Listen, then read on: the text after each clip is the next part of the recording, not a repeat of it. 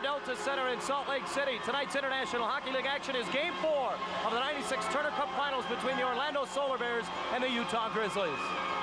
And a very good evening, everyone. Alongside former Turner Cup champion Mike Greenlay and alongside ringside reporter Adam Gordon, I'm John Allers. At 3-0 lead for the Utah Grizzlies. For many people, they say this series is over. But Mike, if that was the case, they wouldn't play the game. No, they wouldn't. And in the deciding game of a series, all the players say that it is the most difficult to win. Orlando has faced elimination 6 times in these playoffs, and they have come out unscathed every time. And although Utah is poised to win their second Turner Cup championship in a row, Kurt Fraser, the head coach of Orlando, says that's when his team plays the best. When you win in a championship series, usually it's because you're able to play your own game. So far in this series, Utah's played their game. Well, you know that Utah's game is defense. Well, Orlando's game is offense, and they have not been able to get any. In the first period, they have not scored us. In the first period in these finals, they've been shut down in the second period. And in the third period, they just don't have enough time to get back into the hockey game. This has been a very cohesive Utah Grizzly bunch this season. And in talking with them this week, in particular with Chris Taylor earlier this week, he said one word defines this hockey club. Discipline. I think our team's very well disciplined out there, and you know, we don't take a lot of dumb penalties, and you know, obviously our penalty killing is really good, but we try not to take, we try to initiate, not you know, we just initiate everything, and we don't retaliate. So that's what our biggest thing is out there. Indeed, you need discipline to be successful in the postseason, but you also need goaltending. Utah has Tommy Salo. Oh, they do, and he has been super, and that's why they call him Super Salo. Tommy Salo has played every minute of the playoffs. He has a 7-0 record in Turner Cup final games. Butch Goring said the reason why Utah is in the finals is because of a guy like Tommy Salo. He seems to come up with saves like this time and time again. He has continued to frustrate the Orlando Solar Bears, who are based on a high-powered offense. And as Tommy Salo remembers last year when he was drinking out of the cup, he takes a little sip of water and says, I would like to drink out of that cup once again. Well, he's got a chance to maybe drink out of it tonight. A 3-0 lead for the Utah Grizzlies. It's Game 4 of the Turner Cup Finals from the Delta Center in Salt Lake City. And we'll be back with more, including the opening face-off after this.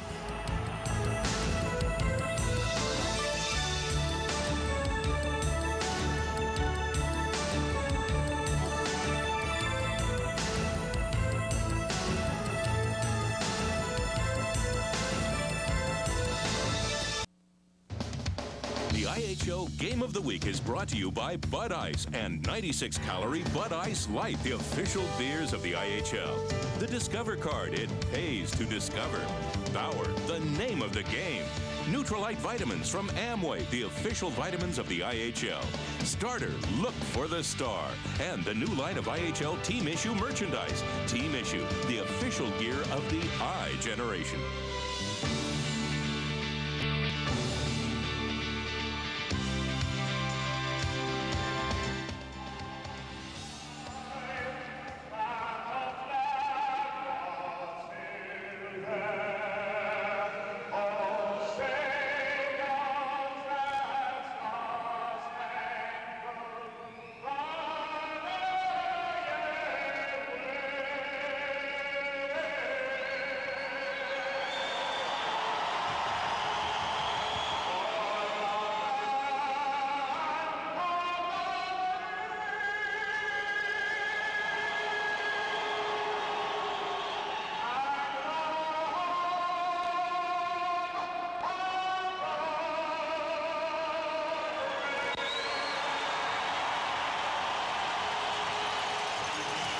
As the lights come back up at a packed Delta Center in Salt Lake City, it's Game 4 of the Turner Cup Finals, and we go ringside to Adam Gordon. You know, the big thing going on was that back in Game 3 when Alan Bester was pulled for a few seconds in favor of Scott LeGrand, head coach Kurt Fraser went over. The first thing he says, hey, look, we're putting you back in. I just want to sit you down so that you can gain your thoughts and regain your composure. Kurt Fraser tabbed goaltenders, pretty fragile people, and he didn't want him to lose his confidence, so he sat him down, got him right back into the game. He expects some big things out of his goaltender tonight. Also, you might recall back in 1982, the Stanley Cup playoffs, when Butch Goring was the center for the New York Islanders, and a guy by the name of Kurt Fraser was the left winger for the Vancouver Canucks. Well, the Goring and the Islanders swept the Canucks 4-0. I think Kurt Fraser would like to see a different scenario. Back up to you guys. Thank you, Adam. Any truth to that? The goaltenders are a fragile bunch? Fragile maybe in the mental sense, in the sense that if you play too many mind games with goaltenders, and you'll have some trouble. Alan Bester's starting in the pipes. Really no surprise there. He's played well, but just hasn't been able to get the win in this series thus far. And as we alluded to in the open, Tommy Salo, maybe in Game 3 for the first time, flat out won a game for his hockey club. He was very solid in Orlando, but 30 saves on Thursday night, some huge ones in the final 5 minutes. He has been in the pipes for every minute of Utah's playoff run. Kurt Frazier hoping that his club responds as they have every other time in the postseason when their backs have been to the wall. As Mike mentioned, a perfect 6-0. And Butch Goring hoping for a repeat of a year ago when his club swept the Kansas City Blades when they were then the Denver Grizzlies and captured the Turner Cup.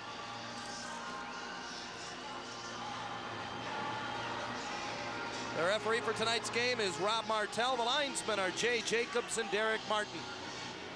And they are expecting to perhaps break the all-time Utah hockey attendance record tonight here at a packed Delta Center. And many of those who are here on the record-setting night have brought with them their brooms. It is a festive atmosphere at the Delta Center, and we are underway as Martell drops the puck. Chris Taylor tripped up as he chips it deep into the Orlando zone. Reversed away by Brad Tiley. Up the boards it comes. Now sent right back to the corner. Tiley plays the body on Kaminsky. Beaufait sends it around. Copeland holds it in. Long shot didn't get through. Actually did get through, but went wide of everything. Fisher back checking. Comes up with it on the near board. Circles in front of his own net. And away he moves it to center. Crisscrossing in the neutral zone. Now Beaufait headmans it for Fisher into the Utah zone. Stood up there. Loose puck bounces high in the slot. Taylor got his stick on it, but then fanned on it after gloving it down. Now Deneen on the near side will get it up the boards for Kaminsky, who just steers it to center.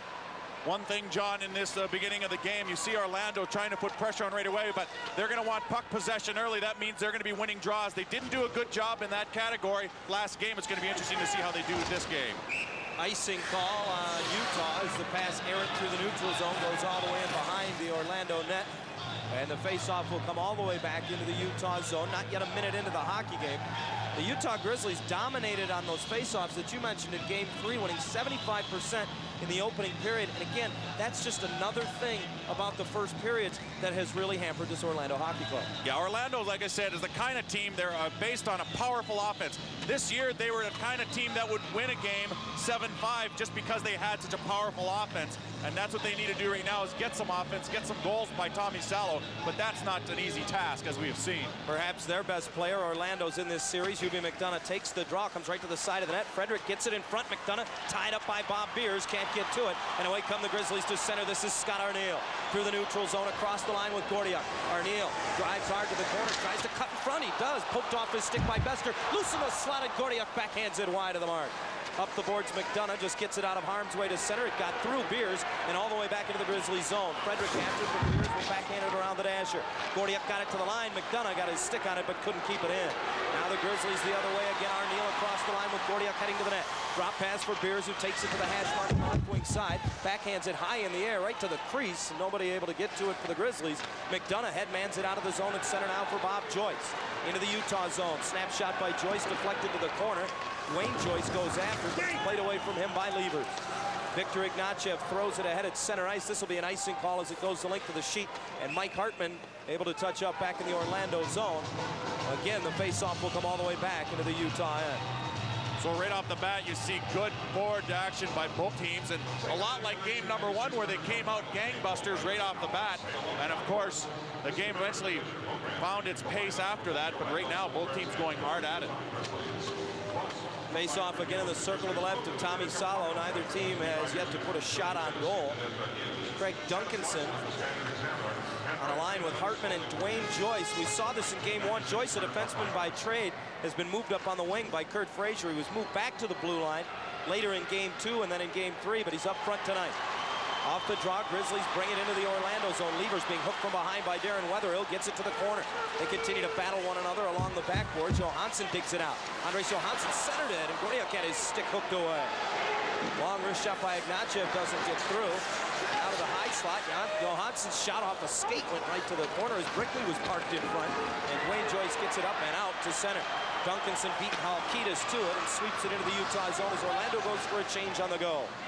Ignatieff has time and room as he's back to get it from Salo, takes it up the left side. He'll just get it deep into the Orlando zone, and here comes Vasiliev on the near side. He and Fisher battle for it. It comes through to Kamensky, who jams it behind it. Todd Richards soft up the boards, able to get it through to Beaufait, who now circles back to the side of his net and leaves it for Tyler. Tyler chased by Andre Vasiliev, plays it ahead for his defensive partner Todd Richards. Up the boards at center, swept in by Dave Barr. Salo stays at the side of the net, and the bad bounce came right to him, and he'll cover the puck there again. A face-off in the Utah zone. Well, last game we saw the re-emergence, as you said, of Craig Fisher. He came out in that third period and he looked like he had the whole season long. One thing that Butch Goring said before the game is Fisher's not going to float around freely like he did in game 3. He's going to pay the price if he plays, and that means they're going to be very, very physical with him. We'll see if that helmet stays on tonight. Fisher off the draw, loses it to Vasiliev, and back he comes to center. Andre Vasiliev ahead for Kamensky, joining the rush is Deneen. Kamensky shot hit Deneen on the leg and went wide of the mark. Barr gets to the carom and throws it out to center ice. A bouncing puck. Copeland will get on it at the Utah line. Just hammers it up the boards. This will go the length of the ice. Early in the hockey game, third icing call of the game against Utah. They are taking no chances, just making the prudent play to get it out. Early on in game 4, no score between Orlando and Utah in the Turner Cup Finals.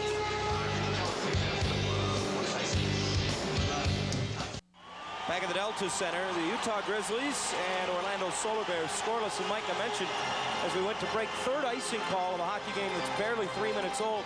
Utah Grizzlies making the smart play early on. And that's just the thing, because that's what frustrates Orlando. Orlando's a team that wants to skate and wants to move the puck, but defensemen like Bob Beers for Utah wants to just get that puck out and freeze the play and slow it down until they can get their feet and wits about them.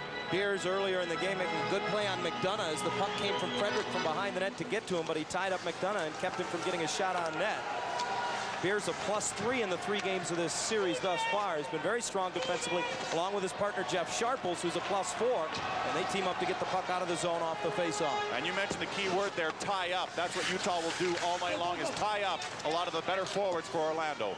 Beers again sends it up the boards out of the reach of Gordiuk. It'll go the length of the ice and make that icing call number 4 as Patrick Neaton touches up behind the Orlando net. Neaton, a bit of a surprise scratch by Kurt Frazier in game 4, is back in game 3, I should say, returns to the lineup tonight, and Darren Smith is back out of the lineup. Neaton, one of those offensive defensemen that Orlando relies on and has lived and died with all season. Well, and that's why I think you see him back in the lineup, for the fact that they're going to need him to score goals by pitching in from the point. He does it very well, and you'll see him do it all game long. It's just that we have to remember, as in games 2 and games 1, that cost them a couple times. They're going to have to be careful about their pinch and make sure that they have someone backing up for them so they don't get caught on the odd man rushes. Neaton, perhaps with his biggest goal of the season in game 7 against Detroit in the Eastern Conference semifinals, scored late in the second period to put Orlando back to within 2 on a play just like you mentioned, Mike, as he pinched off the point to put the Bears back within 2. And that led them for their comeback in the third period, in which they finally won 5-4 and find themselves still alive in the playoffs all the way in the finals now. Salo plays it back in his own zone as Utah goes for changes. Levers off the bench with a backhand saucer pass. Johansson had trouble with it. Tried to throw it up the boards, couldn't get it through Weatherill. He backhands it slowly into the Utah zone. Sharples is on it there. Hartman watches him but can't get to him, and now his outlet will find Andy Brickley in center. Brickley's pass broken up at the blue line by Weatherill. Duncanson plays it around Johansson, then goes and gets it on the right wing. Dasher tried to backhand it into the zone. It went off of Ignatiev. Did get inside the blue line, forcing the Solar Bears to come back and touch up on side.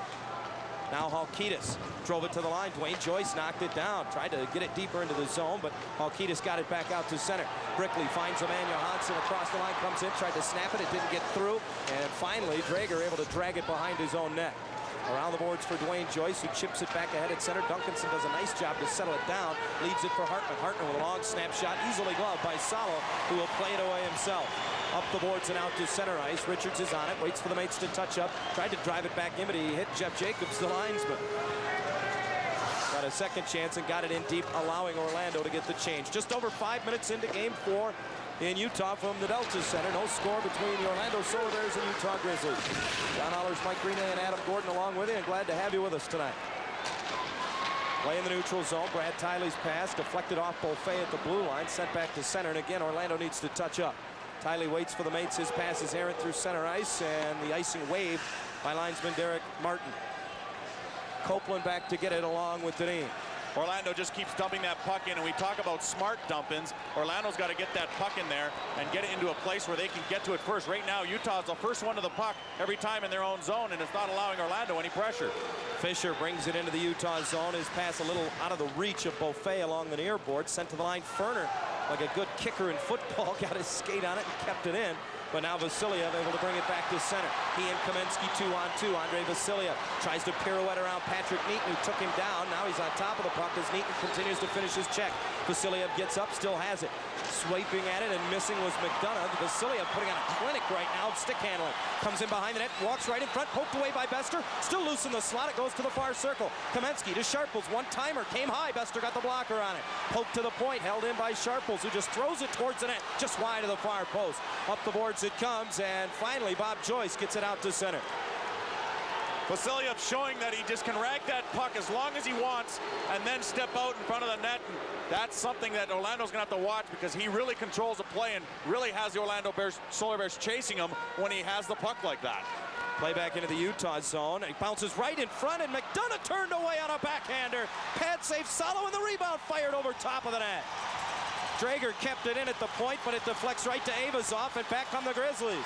Drager went diving down, now it's 3-on-2. Avazov drop pass to Arneal, fired it wide. Rebound still loose side of the net. Bester doesn't know where it is. It's caught in the gear of Barry Drager, who will set it down and get it out to center ice. Excuse me, it was Bob Joyce. Frederick able to poke it back into the Utah zone.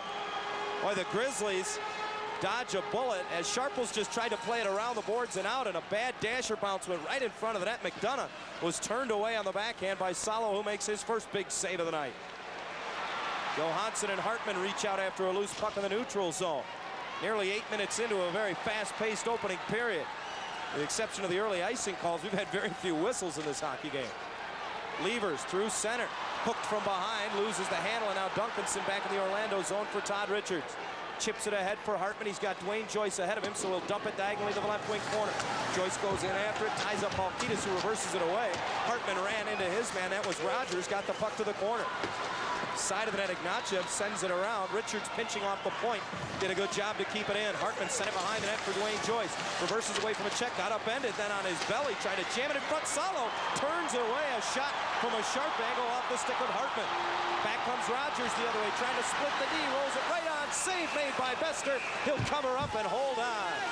Chances at both ends, including yet another for Andre Vasiliev, who has been so dangerous in this series. We're scoreless. Welcome back to the Delta Center. You know, with the Solar Bears down 3-0 in this series, some guys have really got to step up. And the general manager of the Solar Bears, Don Waddell, had to say who he felt needed to pick up their game.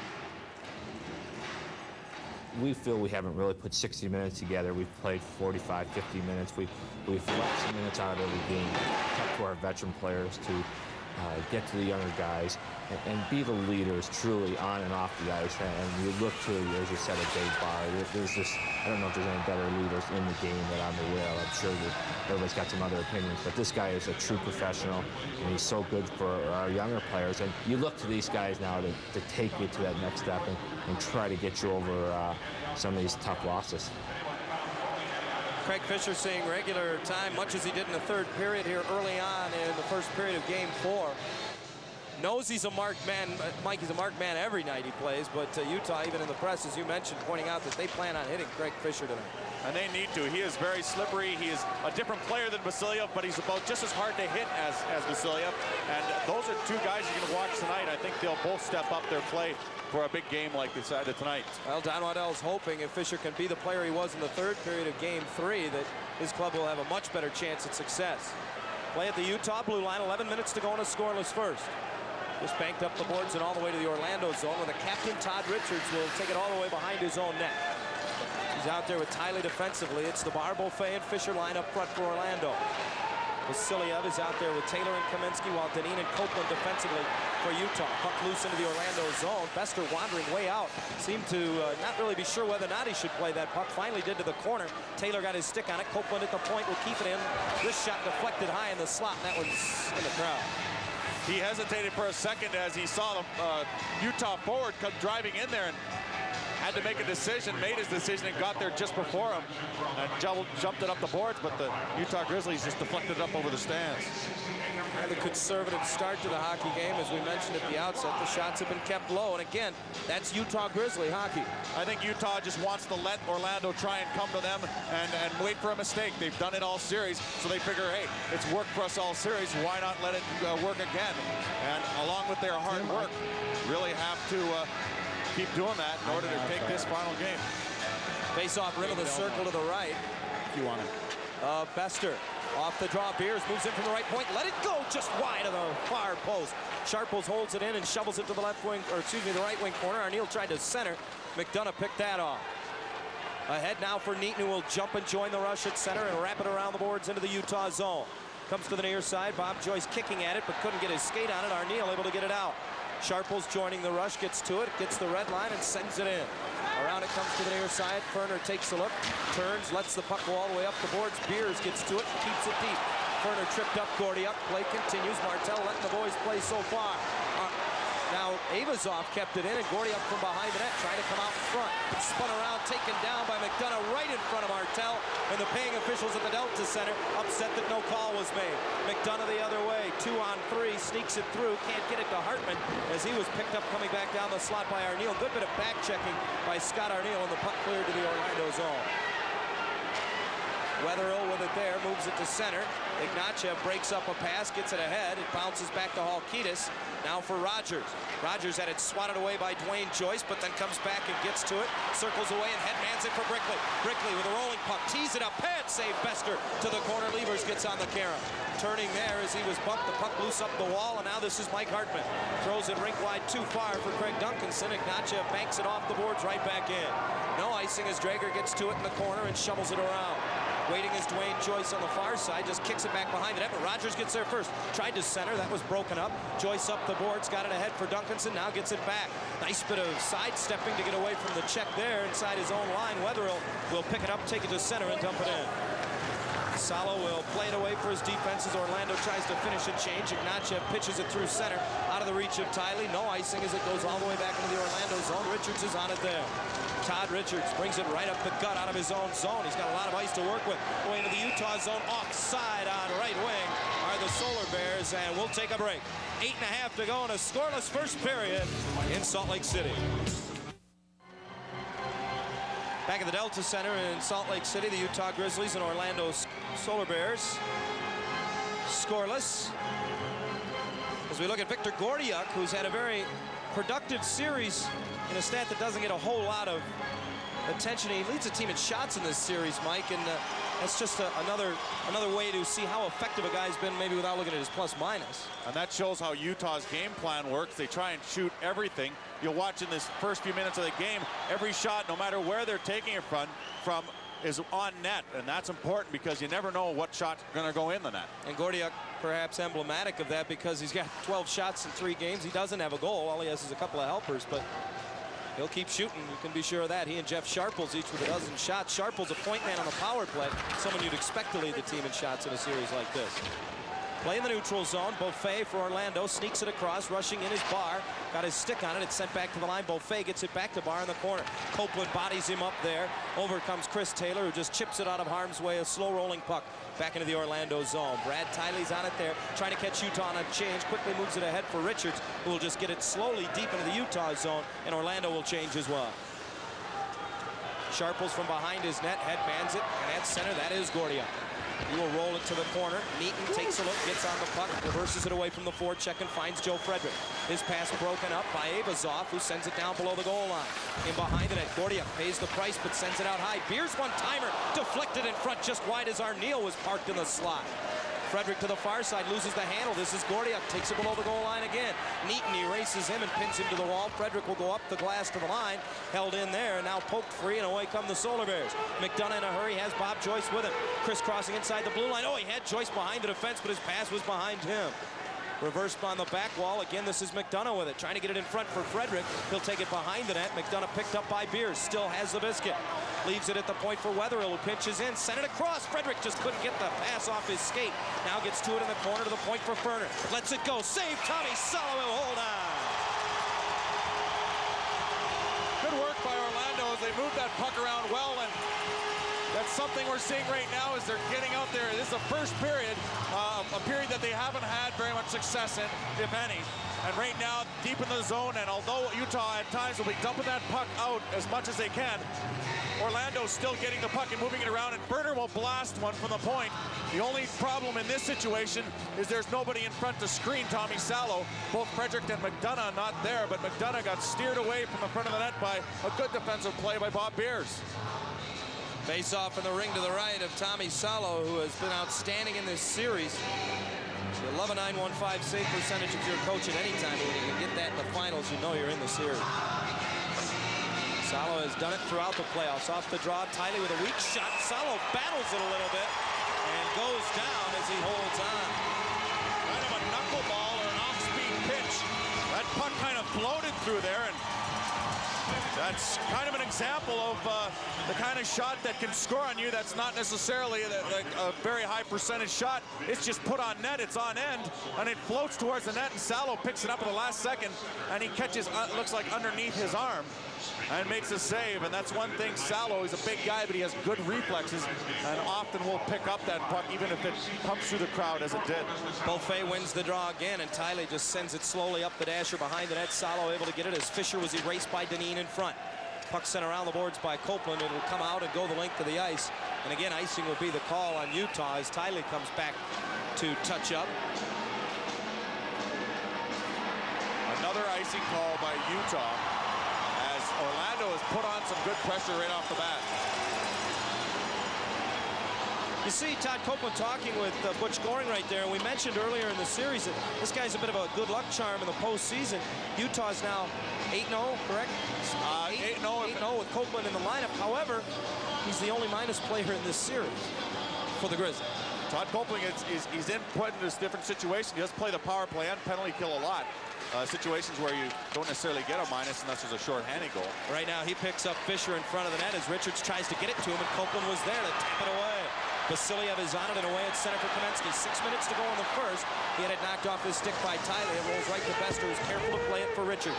Ahead now for Fisher. Chris crosses with Beaufait, finds Barr on the open right wing across the line. Barr leans into one. That blocked by Copeland. One over top of the net into the corner. Beaufait got to it, still in the corner. Over comes Barr to leave it there. Fisher goes behind the net, just lurking around that Utah net. They're unable to get it to him, and away come the Grizzlies the other way. Kamensky gets the red line, slowly backhands it in, and Utah will go for a change. Bester recognizes that and gets it for Wetherill, who will wrap it around as he gets the red line. And Salo behind the net leaves it for Ignatieff. Victor Ignatieff's pass bouncing through the neutral zone, handled by Barry Drager at the Orlando line. Drager just plays it ahead at center to get it out of the zone. Now it's Duncanson who's got it, and he'll carry into the Utah zone. Wide on left wing, drop pass for Hartman, trying to send it towards the front of the net. It was blocked on the way, and now lifted out of harm's way. The length of the ice, the race is on. Wetherill and Levers go after it as Wetherill gets to it. The whistle is blown, and icing once again on the Utah Grizzlies. And the first real post-whistle altercation action of the hockey game is Andres Johansson brandishing sticks, and then Mike Hartman comes over and gets involved. Then Bob Halkitis came over and gave Hartman a tap. Ignatieff and Wetherill shove one another, but I think you're going to see cooler heads prevailing here. Nobody wants to take the additional minor. Well, if you remember last game, it was Drager and Halkitis in front of the net, in front of the Utah net that went at it. That was the first major penalties we've seen of the series. And it looks like Hartman and Halkitis were looking at each other with a hairy eyeball on that situation. Well, you talked about the post-whistle stuff, and Rob Martell has let everything go so far. Not that he's let the players have free rein, but he's let the players play. But as you mentioned in Game 3, the referees are very often, especially early on, going to make the calls on the post-whistle stuff. That's the first we've seen of it tonight. We see the first penalty calls from Rob Martell. And yeah, that's so they can set the tone. That's so that they can send the message and then not slow down the game. And the referees, more than anyone, want the game to keep moving as fast as possible. If you ask the players, they'll tell you, coaches as well, that you want the play to keep moving. The players like it if the coach or the referees will let them play rather than call every little incident that's on the ice. So coincidental minors will go up against Halkitis and Hartman for roughing. And now a 4-on-4 situation with a face-off originating in the ring to the right of Tommy Salo. Orlando has done a good job generating offense, and territorially speaking, having a bit of an advantage on Utah in this opening period, but again, nothing to show for it. You're reaching a juncture in the series where you have to start getting something for your play, and right now, they control the draw. Ferner sneaks it through for Neaton, who's on his backhand, sends one down low towards the net, and off a deflection goes to the corner. Vasiliev takes his time. He's got more time and more room out there in a 4-on-4 situation, and now he gets it back through center from Beers. Across the line, fakes the shot. Now snaps it just wide of the mark. Long carom up the boards. Barr pokes it around his man, and he and McDonough 2-on-1 the other way. Across the line, Barr shot. Score! Tommy Salo came out and challenged him, and Barr, I think, may have slipped it 5-hole. Orlando has a 1-0 lead. It's exactly what Don Waldell said, is a guy like Dave Barr is a guy that I want to come out and lead these guys. He's a 15-year veteran of pro hockey, and he gets his 8th goal of the playoffs, the first goal of the game, and something that Orlando really needed to do is get the lead, and they do it on a nice play, a little bit of a broken up play at the near blue line, their blue line, and Barr will walk in and just fire it low glove side. I think Salo might have been cheating a little bit, thinking it was going to McDonough, as it's off and past to McDonough. He's a good man driving to the net. On the reverse angle, it goes right underneath his glove. They might have had a bad angle on him, but Dave Barr, if you give him that space, if you look at it from the neutral light net cam, he'll put it right in the slot, and he puts it right by Tommy Salo's pad. It's a 1-0 lead for Orlando. Second consecutive game in which Barr has scored the first goal for Orlando. When you talk about leadership and veterans stepping up, he does so here. His 8th of the playoffs. And we've talked about the Orlando defense getting burned when they pinched. Sharples at the left point thought he could beat Barr to the puck as it wrapped around the boards after Vasiliev's shot. Barr beat him to it, just poked it around him, and then went in 2-on-1 with McDonough. Now Beaufait sends it down low, a bouncing puck loose in front. Fisher took a swipe at it. It bounced over his stick. He goes to the corner. Orlando looks as if they really like this 4-on-4 situation. To the corner, Ignatiev ties up Beaufait. Fisher has Deneen all over him. Loose puck to Ignatiev. Up the boards, Dwayne Joyce pinched. He gets a piece of it and now keeps it in. High in the slot for Richards, who sends it low to the corner. Beaufait got to it. Behind the net now for Fisher. Still 50 seconds in the coincidental minors to Halkitis and Hartman. And finally, the Grizzlies able to get it out of their zone. This is Arneal crisscrossing with Rogers. Drop pass to him just inside the line, and the play whistled down as offside. 3:51 to go in the first. Orlando has drawn first blood. 1-0 Orlando on top. A couple of coincidental minors as Craig Fisher goes off. Mark Rogers out there in the 4-on-4 situation does some penalty killing. Here's a guy who's truly a role player, Mike, and you talk about the way Utah has had different players step up each game. A goal and 2 assists in game 3 from a guy they don't look to for offense in particular. Yeah, and that's why someone might not key on him as much. He can slip into the fray there and get his points and really contribute. And a guy like that is important because he'll take care of himself defensively, but also get you a couple points on the offense as well. Fisher took Ignatiev with him on a pair of roughing calls, and McDonough brings it into the Utah zone only to have his shot deflected over the glass.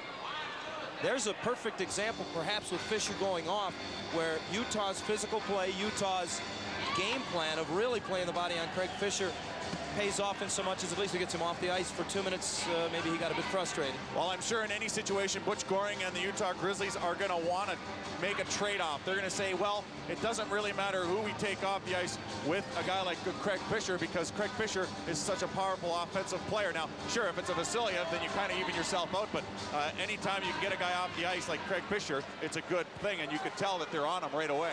Yeah, pretty hard to be on the short end of that trade-off as Beers falls down behind his own net when you take a 74-goal guy off the ice.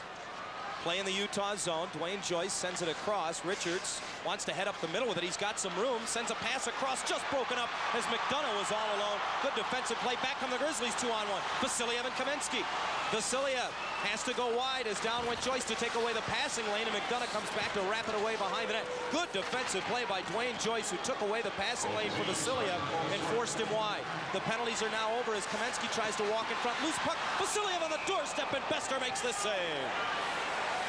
That's one thing they have to be sure to do is take Vasiliev, especially in the front of the net situations. You got to turn around and take him.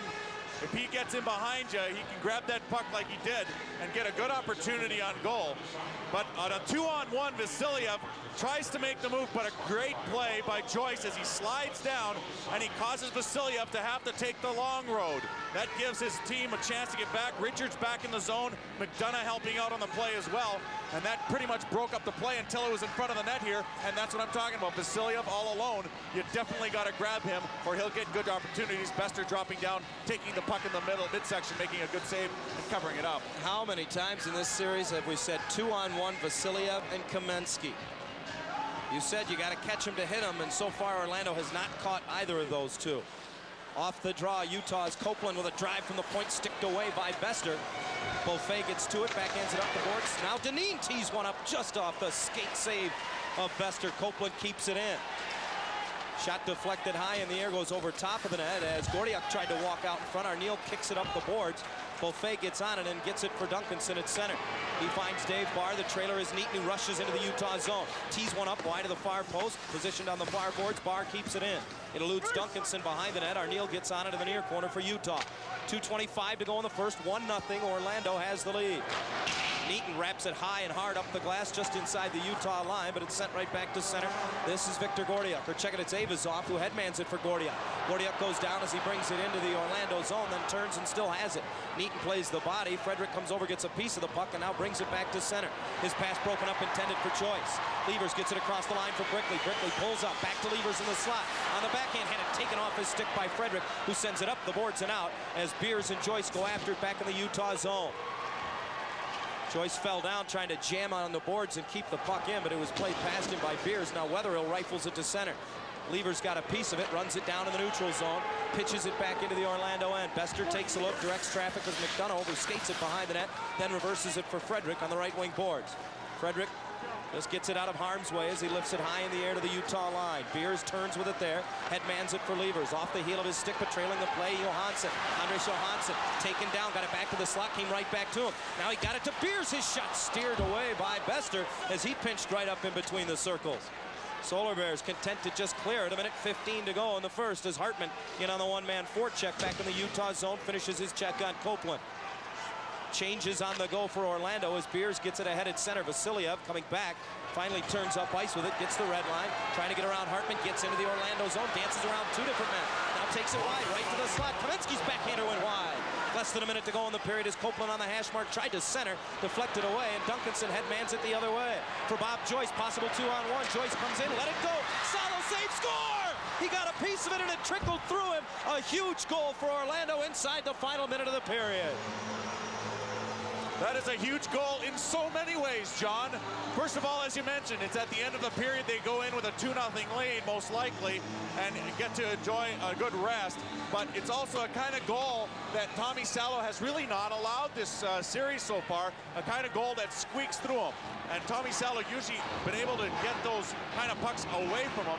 But Dwayne Joyce just tees one up. And, you know, you see the puck rolling. It might have even gone off his defenseman's stick a little bit.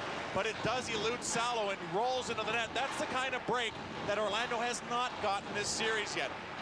I'll tell you right now, Utah has gotten a few of those kind of bounces. And Orlando just got it now, and they lead it 2-0. Well, we talked about Joyce being moved up as a forward, and it pays dividends here. Late in the first period, now 2-0. Duncanson will draw the assist. Final 35 seconds of the opening period. Orlando 2, Utah nothing. Arneal at center takes the pass into the Orlando zone. Pulls up, he's given some room, snaps one through traffic. Bester with a save, rebound comes right back to him, and he pokes it to the corner. Drager just goes up the glass and out. That's a good play, although it'll be icing on Orlando, and the faceoff will come back into the Solar Bear zone with just under 20 seconds to go in the period.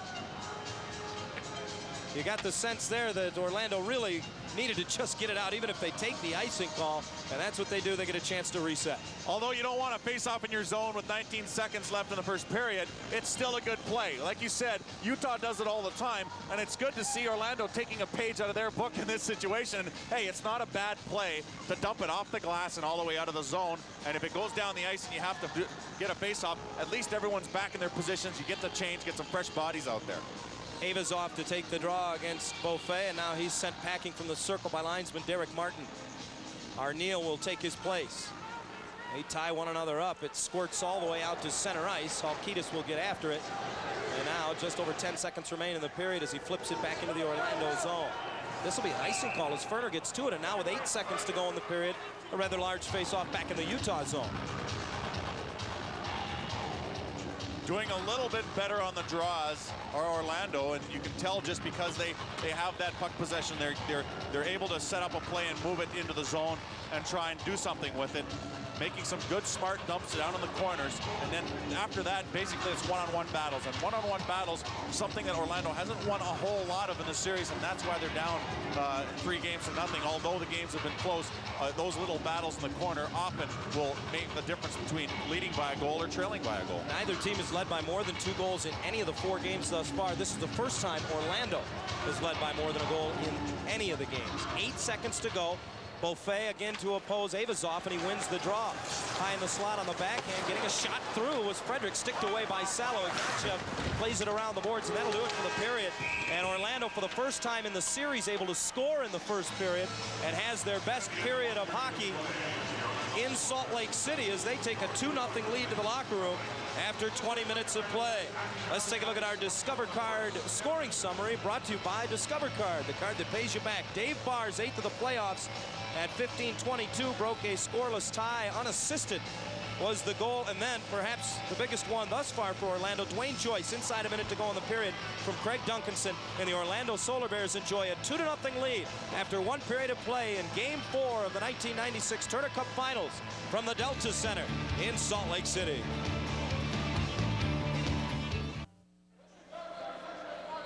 Welcome back to the Delta Center, a 2-0 Orlando lead, and I'm joined by defenseman Jeff Sharples, and I guess you look at that first period, and maybe that's what you expected for a team that's got their back against the wall. Oh, yeah. I mean, you know, the whole series has been up and down, and, you know, a few breaks here, a few breaks there. And Orlando, full credit for the first period. I mean, they came out and played great. We have to match their intensity in the second and third. And I'm sure Butch Goring probably addressed this a little bit in the locker room before this evening's game. Has the focus changed coming into Game 4? No, it shouldn't change. You know, I mean, all the time you got to think, you know, what you have to do that night. And first period, we didn't get it done, but we're lucky we got 40 minutes to go here. Hopefully we can tune it up a notch and get match them on their intensity level and start to put some pucks in the net. A couple of years back, just missing getting there with the Las Vegas Thunder. Your head coach was Butch Goring. Something special if you can do it tonight. Oh, sure. You know, I mean, if we can do it any night, it would be great. But tonight, you know, it's right here for us. We got to get going, though. You know, right now, break here or break there is the difference in the series. And so far, the breaks have gone our way. Orlando hasn't quit working, and they're full credit for what they've done so far. Do you notice a change in Butch going back when you played with him in Vegas? No, not really. Butch, he's always kind of been the same kind of guy.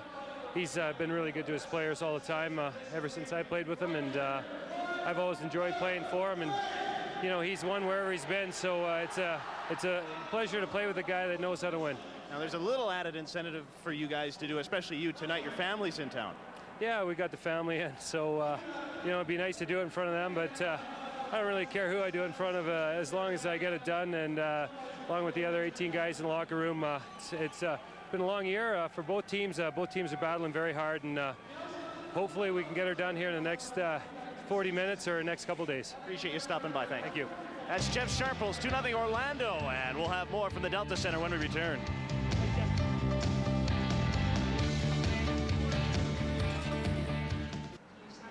The Orlando Solar Bears with their first 2-goal lead in this series, leading by a score of 2-0, and that has to bring a smile to the face of the general manager of the Orlando Solar Bears, Don Waddell. And hey, you know, this guy's got a thought about everything from his hockey team to expansion in the IHL, and I got a chance to spend a few moments with him, and let's have a little conversation with Don Waddell.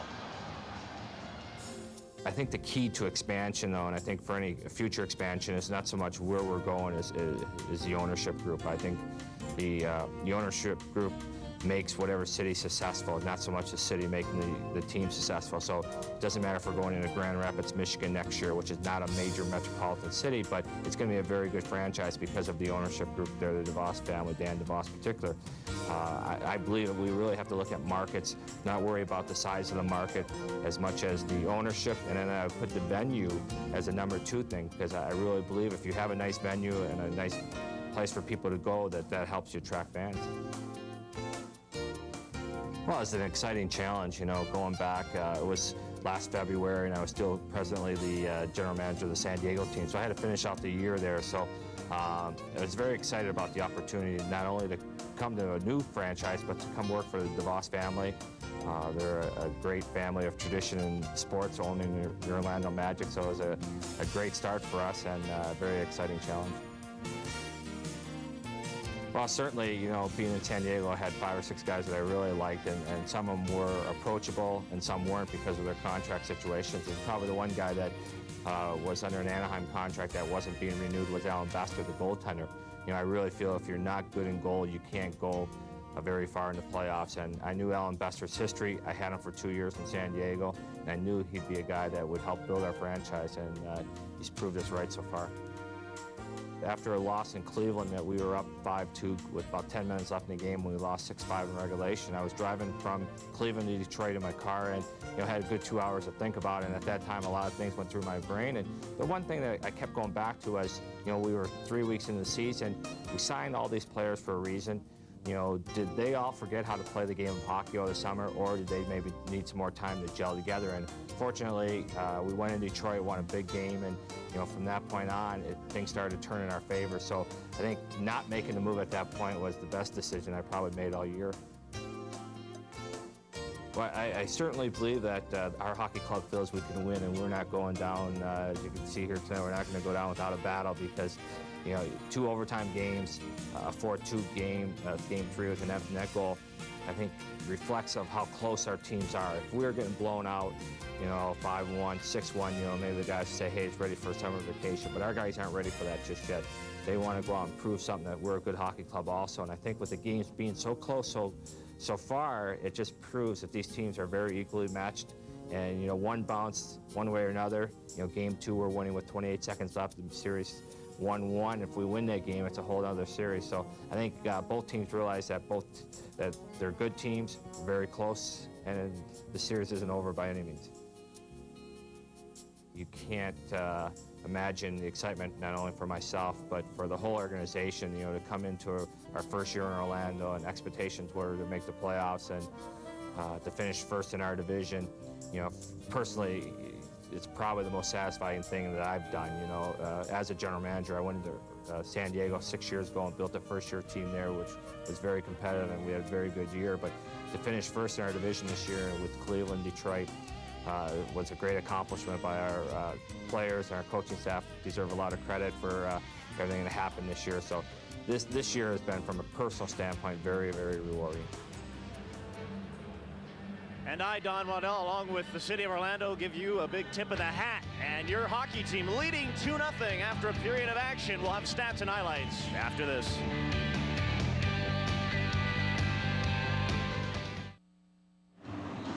A 2-0 lead for the Orlando Solar Bears after 1 period of play in Game 4 of the '96 Turner Cup Finals from a nearly sold-out Delta Center in Salt Lake City. John Allers alongside Mike Greenlay as we return. And we talked in the open about the fact that Orlando had not scored a first-period goal in that series. Well, they rectified that in the opening period. They get a couple of big goals. They did get a couple of big goals. They're starting to play a little bit of what we call desperate hockey. And you see right here, Dave Barr, as said by Don Waddell, had to step up and start taking things into his own hands. He does, as he fires one nice and low inside of the post, and they lead it 1-0, but they weren't finished. They kept playing all period long, played hard, and they were rewarded again as Dwayne Joyce comes down the wing. He'll get a good blast and maybe a little bit of a break as it hits underneath Salo's arm and it rolls into the net. As you get a good view from the neutral light net cam right here, Tommy Salo goes down. You see it pop underneath his his right arm, and it bounces into the net. He can't reach it. Nobody back in time, and they lead it 2-0. Despite a 2-0 lead, as we look at the statistical rundown from the opening period of play, Utah outshoots Orlando, and the scoring chances rather heavily weighed in the favor of the Grizzlies. And with that in mind, Mike, perhaps we say, at least after the first period of this one, the goaltending story for the first time in this series is Alan Bester, not Tommy Salo. Well, Alan Bester has played well all series, but just hasn't been rewarded with the wins. He's made the great saves, and he's making a lot of good ones in the first period. And the thing about the scoring chances is, if you get the scoring chance, that's fine, but you still have to put the puck in the net, and Orlando did that twice this period. Well, as Mike mentioned, they're a desperate hockey team all of a sudden, and it shows as Orlando has a 2-0 lead after 1 period of play in Game 4 from the Delta Center in Salt Lake City. 2-0 Orlando has the lead over the Utah Grizzlies after 1 period of play. Both teams making their way out as the second period of play gets set to begin.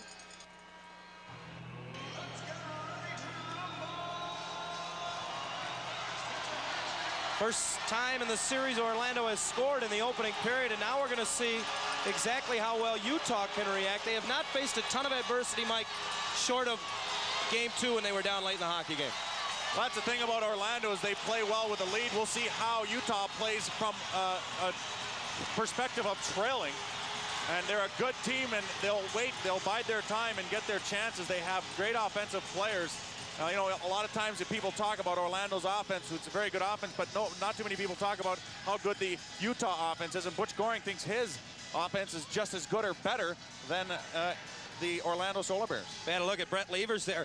He has 3 game-winning goals in the last 5 games for this Utah club. They've won their last 5 playoff games. Yes, they have, and 2 out of those 3 in the finals, or 2 out of the 3 in the finals, he has the game-winning goal.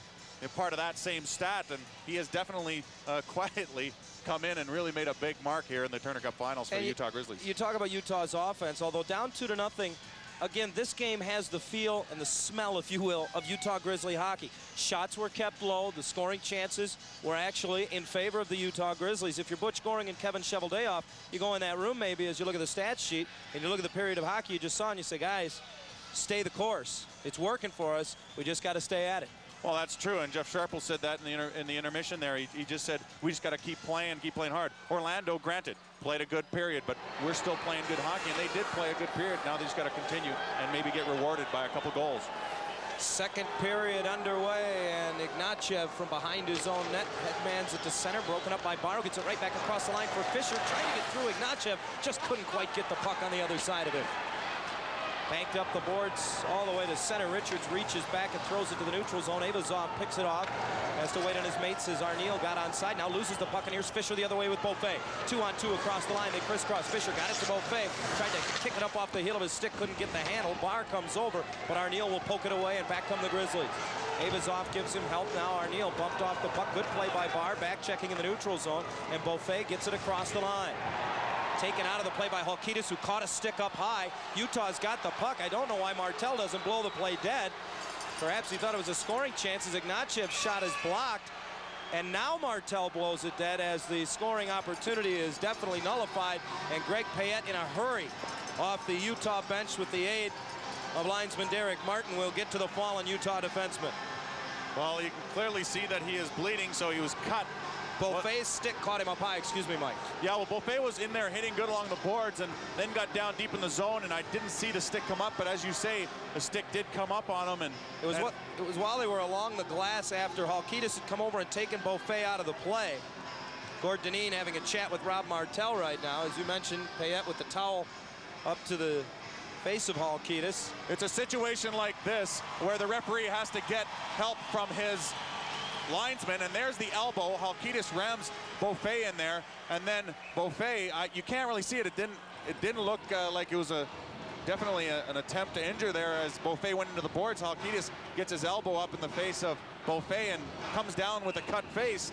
And like I said, here's a case where Rob Martel has to get help maybe from his linesman in calling a penalty if there is one. Obviously, there's no call right now, and that's what Gordon Dean was talking to him about. Looking at the replay, Mike, it was Halkitis' impetus of the check on Beaufait that brought his stick up as he got to the glass. And Dineen doesn't like what he's hearing, but whenever there's a player cut, the other players always want a penalty because the rule is if there's a high stick with a cut, you can give them a major penalty or you can give them a double minor, but they want something. Well, here they didn't get a thing. So still even strength as Orlando's McDonough got it as far as the Utah line. Just over a minute into the second period, 2-0. The Solar Bears on top. They trail the best of 7 Turner Cup Final Series 3-0. Vasiliev gets it off his skate and just redirects it into the Orlando zone where Patrick Neaton is on it. Neaton gets it to center. McDonough couldn't carry it into the zone, and now Bob Joyce does to the corner for Frederick. Joe Frederick to the corner, bodied up there by Sharples, but he reverses it around, and on the near side, this is McDonough. Comes off the boards, tried to thread the needle, it bounces through. Frederick had a whack at it, now McDonough's shot just wide of the mark as he pounced on the loose puck in the circles. Sharples is without a stick out there right now as his broke came right out of the shaft at his blade, and now he'll go to the bench and get a change as Utah gets it in deep. Neaton realizing the change is being made in a hurry, almost lost the handle, did, but it went right to Ferner. And now he'll just do the prudent thing and lift it to the Utah line. Dineen has it there. Throws it at center for Brickley. Wrapped up by Duncanson. Got the puck just inside the line and overcame Neaton to pitch it out to center. Johansson let Dineen play it, and he'll carry back into the Orlando zone, and it hooked from behind, and a penalty now coming up to Orlando as Johansson got dumped as he came inside the blue line. And the first power play of the hockey game is going to go to the Utah Grizzlies. Let's go ringside to Adam Gordon. No, Johnny, not ringside. You might remember back in Orlando, we issued the challenge to Utah. Now the fans of Utah have a rebuttal. Oh, baby, you don't even want to get down on us, because I'll tell you how, we'll take you out, and not on a date, baby. Hey, wait, we got a big fan here. What's your name? My name's Ryan.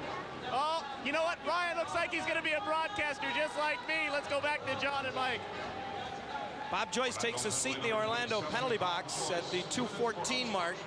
Tripping is the call, and the Utah power play unit will come out. First power play of the game for either club. The Grizzlies, 12th in the league in the regular season, really raising it in the playoffs, not only from a percentage standpoint, but from a ranking standpoint. 2 of 17 in the series thus far against Orlando. Off the draw, they will set it up. Beers from the right point across now for Sharples. Wrist shot. Save made by Bester as floating across the slot. Uncontested was Arneal as he screened it. Arneal tries to come out in front. Poked off his stick. Good play by Dwayne Joyce again. Gordiuk on the left wing half wall will take it to the corner. Down low now for Arneal. Takes a look. Gives it to Brickley. Andy Brickley on the right wing hash mark. Steps towards the net. Now trades places with Arneal down low. Arneal snaps a shot that missed the mark. Off the boards. It bounces to the near side. Gordiuk trying to get it back to the point to Sharples. Had it taken away by Beaufait, who just clears to center, barely out of the reach of Dave Barr. 40 seconds gone, and the penalty to Joyce as Beers turns in his own zone for Utah. Ahead on the left wing for Gordiuk. Watched by Richards into the Orlando zone. Takes it wide to the corner and behind the net. Ferner wraps it around, knocked down by Brickley, who gets it to the point for Beers. Takes a look and plays it up the right wing half wall. Brickley walks to the faceoff dot. Now to Sharples with a drive save. Alan Bester, and he'll hold on. Sharples, who likes to tee it up from that point, rips one in there, and Bester picks it up to the crowd and makes a good save. Scott Arneal, who is in front of that net and likes to hang around in front of that net, is trying to screen Bester, and Bester made a good save on it. The shot pretty clear, wide open from the point. You see Arneal in front of the net. Arneal's in front of that trying to screen. Sharples winds up, and it might have even been a little bit deflected. Arneal just didn't get there in time, but you see him working hard. Butch Goring said, that's why I got Arneal, because he likes to be around the front of the net, and he knows how to put the puck in there. Of course, you remember, he scored the game-tying goal in Game 2 that sent it to overtime, and eventually Utah won that one. That goal coming with less than a minute to go as well to make it even that much bigger. A minute to go in the power play for Utah as they continue to hold the zone. Utah has cleared it only once thus far. At the right point, Dineen had a little trouble with it, but he kept it in. Circling high, Taylor gives it to Ignatiev. He loads one up, and look out, that missed the net by 10 feet and almost took Vasiliev's head off. Duncanson got a piece of it. It bounces right to the slot. Walking across, Kamensky's shot saved by Bester, and he holds on. Well, a bit of an excuse me chance as Richards failed to clear, and then Kamensky allowed to just come right across the slot. And he got a shot away, but Bester continues to make the save. Well, I think Bester in that situation was actually the backup goaltender, because it was Dreger who was playing goalie about 2 feet above the crease. You'll see Dreger, he'll come across, and he'll just follow the shooter, Kamensky, and it'll go through Dreger, hit Bester, and Bester squeezes the pads because he knows that it might have slid through, and he squeezes them very well. You see the puck drop in the middle of his legs there, and he'll just pinch him, because a goaltender can still feel that puck when it hits him in the knees there. He felt it drop. He didn't want it rolling into the net. He squeezed the pads. Face off in the circle to the right of Bester. Taylor controls it, sends it behind the net for Kamensky. As a man coming down the slot, it's Dineen, but he couldn't get it to him. Now he'll get it to Dineen at the line. The captain plays it up the half wall for Kamensky. Kamensky sends it low. Taylor looking for Vasiliev. Instead finds Dineen at the line across for Ignatiev. Wrist shot blocked in front. Bounces across the slot to the line. Now Dineen gives it back to Ignatiev. He's got time. Moves in. His shot blocked by Ferner. Hit him right in the chest. Came to Kamensky. Blocker save. Bester. Rebound loose. He'll cover into the crease. Right now, Orlando's doing the right things. They're blocking shots. They're paying the price to play defense. You know, anybody can play defense. All it takes is hard work and positioning. And even when you get out of positioning, if you're working hard, you're going to make the play. They blocked a few shots. Bester made some good saves. And Vasiliev, another chance in front, but denied. You talk about blocking shots. Ferner blocked one, but he took it the hard way as he went down. Usually when you go down to block a shot, you're hoping to do it with your your shin guards. Look where this one hit Ferner, right in the chest. He just came flying across with reckless abandon and almost overskated the shot. And then Bester continues to hold the fort with just 8 seconds left in the power play. Vasilyev in front makes a good play. You see he's all alone. Bester makes a save. The rebound will come to him, and he'll even get a chance at it. But as you said, Bester strong on the puck there. Face off in the circle to the right of Bester. Final seconds of the penalty to Joyce as he stands in the Orlando penalty box, set to rejoin the play. And Levers is told he can't play in this face-off by linesman Jacobs. Brickley will take his place. Brickley playing basically on one good wheel. Takes the draw. Johansson's shot deflected over the glass and out of play, and now 4 seconds remain in the penalty to Bob Joyce. Brickley, who has played throughout the playoffs with an injury, says that at times he still feels it, but he's still out there doing the job. Smart hockey player. Torn ACL and already has surgery scheduled for 9 days from now, June the 17th, back home in Boston. But he's seen pretty regular ice time in this game. Off the draw, Levers got a shot away. Bester covers it up, and still 1 second left in the penalty to Joyce. As after the whistle, Johansson on the doorstep having some words. Levers always dangerous, and as we've seen, especially off the draw, you remember in game 1 when he got the overtime goal, and it was immediately following a draw down deep in the Orlando zone. While Levers gets the puck and he gets a good shot.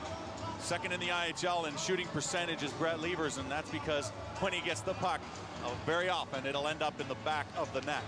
Finally, the penalty to Joyce expires as they drop the puck, a rather precarious final seconds. And it's sent the length of the ice, not far enough for icing as Halkitis comes back to get it. 2-0 Orlando, the first power play of the game. Comes up empty for Utah. Halkitis from behind his own net, back out after taking that stick high earlier in the period. Now for Levers at center. Ferner wraps it away at the blue line for Bob Joyce, trying to get it ahead for Frederick. Gets 2 whacks at it, and on the third try, gets it across the line for Turcotte. Sweeps it right on net, got his own rebound. Salo sprawling, and it rolls just wide of the mark. Alfie Turcotte has seen spot duty tonight, but he saw his best chance of the evening right there. Ferner back in his own zone. Again ahead at center for Joyce, who takes the extra step, gets the red line, and gets it deep. Ignatieff from behind the Utah net as Orlando changes on the go. Throws it ahead at center. Beaufait picks it off, waits for Barr to touch up. He's onside. Turns the corner on Halkitis. Backhander save. Rebound. Salo will try to smother as Beaufait got a poke at his own carom on the way by. Just over 5 into the second. Still 2-0 Orlando.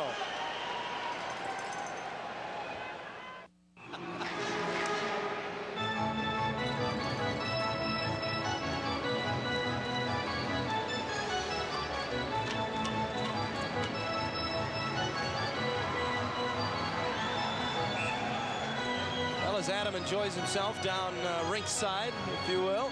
Butch Goring not having quite as good a time. Not used to trailing in the games like this. Has found himself in a new position, and that is a position of trying to get his team back into this game. By good chances for Orlando just moments ago. Both Turcotte and Beaufait really putting pressure on Tommy Salo, and Utah able to get it back into the Orlando zone. Avazov chases side of the net. Bester comes out, pokes it away. Avazov got it to Arneal, walks to the side of the net, and then had it swept off his stick. Sharples pinches off the left point, trying to keep it deep, knocked away by Barr, who gets it out to center. Fisher reaching for it, gets it, now peels back to his own zone with it. Almost lost the handle, but gets through Arneal, and Richards joins the rush. His pass at center didn't make it through to Beaufait. Here's Avazov across the line with Gordiuk with a blast. That went wide, and the carom all the way to the near side. Sharples sent it on net. Pad save Bester as he just got back in position, and he'll freeze it. Alan Bester had to be sharp as the first shot missed the net, came out the other side. Nobody there. It came all the way to the top of the circles again, and a good hard shot on net, and he got his pad on it, and he covered it up. He was not even back in position. He was just getting himself back in position, and as he realized it, the puck was on his way to him, and he just laid the left pad down on it. Well, what happened to it is it was a hard shot, and it misses the net. It's a good shot by, it looks like Gordiuk, misses the net, and he goes down, dives across, but as he's on the ice, he gets right back and turns around and covers it up as he makes a save. Had to be quick on that one. The whole play a result, excuse me, Mike, of a neutral zone turnover as Richards got a little tied up with Fisher and then tried to thread a needle through to Beaufait, who was heading up ice, and it never got through. Face off to the right of Bester. Utah wins the draw. Arneal tried to wrap it towards the net, or check it Copeland right off the draw, but it didn't get through. Off the boards, Levers walks in front. His shot is blocked and then just chipped back to the line where Frederick will get it out. A slow rolling puck that Dineen is on back in the Utah zone. Feeds it ahead, and Rogers will diagonally dump into the Orlando zone. Johansson hauled down. Neaton, who gets up looking at referee Rob Martell, but play continues. Ferner from behind his own net. 2-0 Orlando, 13:40 to go, middle period. Neaton shovels it ahead. Joyce goes after it, pokes it into the Utah zone. Stood up by Copeland. Dineen and McDonough go to the corner after it. Joyce comes over as Dineen went down on one knee. McDonough dug it out. They jam at it in front. It goes back in behind the net. Joyce is there. Frederick comes over to help out. Spun around by Levers. Dineen gets on it. Got tangled up in Martell. Didn't get the puck out. Now Frederick to the point for Ferner. Ferner shovels it back around the boards and behind the net. Salo will come out and sweep it around the boards. He helps it along to the near side, and Andres Johansson got it to center. Frederick sends it right back in. Orlando will go for a change as long as they're right in front of their own bench. Dineen quickly throws it out to center ice. Hartman finishes the check on his man, and Frederick lifts it back in. That's Mike Hartman for you. The puck was there. He could have played it, but he just finished his check, and that created an opportunity for Orlando. He keeps it deep in the zone along with Duncanson. Along the backboards, Copeland able to get to it. Ahead for Vasilia, but not out, as Wetherill got a piece of it. So did Hartman, and now Joyce keeps it in for Duncanson. Top of the near circle. Snapshot saved by Salo, and he'll just hold on to it as it's in his midsection. And a couple of extra bumps after the whistle. Orlando still on top, 2-0.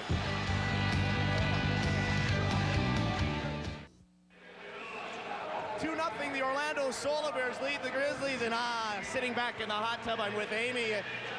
This is the only way to watch a hockey game. Yeah, it is. Who's going to win this hockey game? The Grizzlies. Now, if there was one thing in this whole wide world you would want in this hot tub right now, what would it be? I would like John and Mike to be here. I'd love that right now. John and Mike to be down here right now. Back up to you. And you know that we'd like to be there. I'm sorry, I forgot my Speedo at the hotel. No, you're not sorry. Thank you.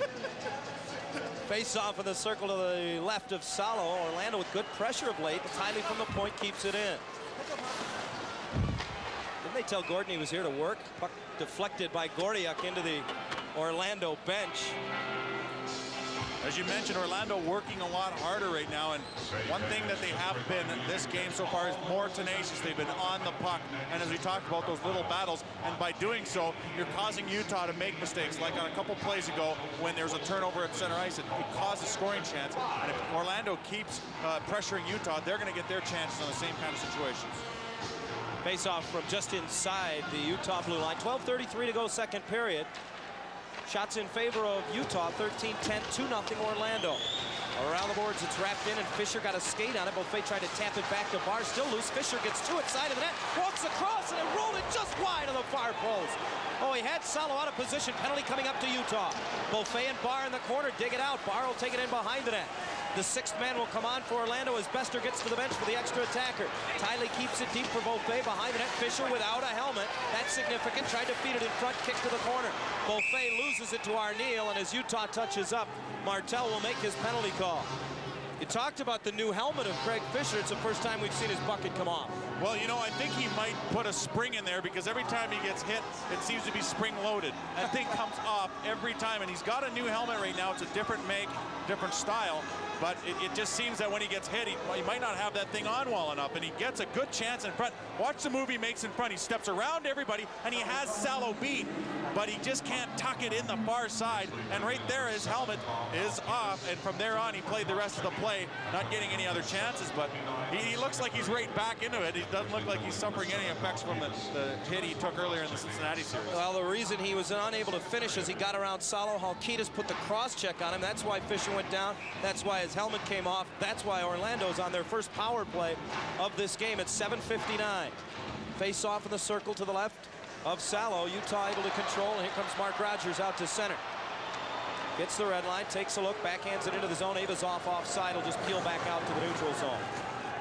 Richards, who quarterbacks this power play from back in his own zone, turned away by the forecheck of Rogers. He's with Tiley defensively. Beaufait, Barr, and Fisher up front. The penalty kill, Rogers and Avazov up front for Utah. It's Dineen and Ignatiev defensively.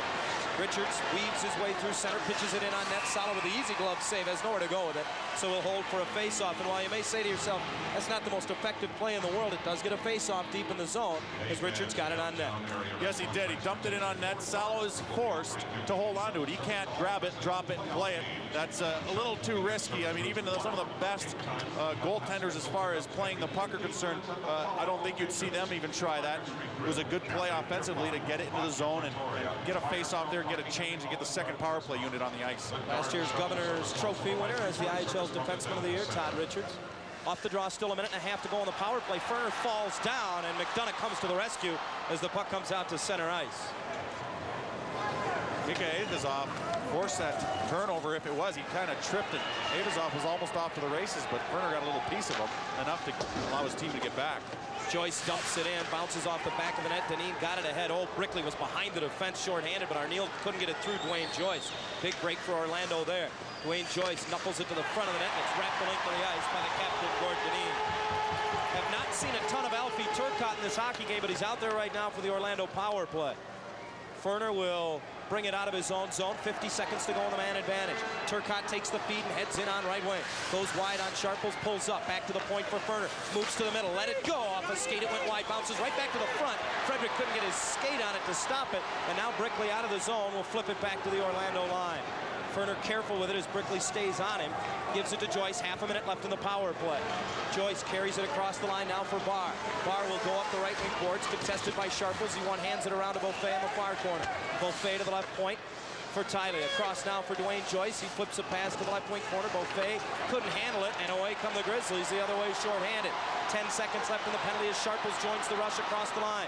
His snapshot blocked by Richards to the corner as the final seconds to the penalty taken by Bob Halkitis will expire. He will rejoin the play as Beaufait comes across the line and both teams are full strength.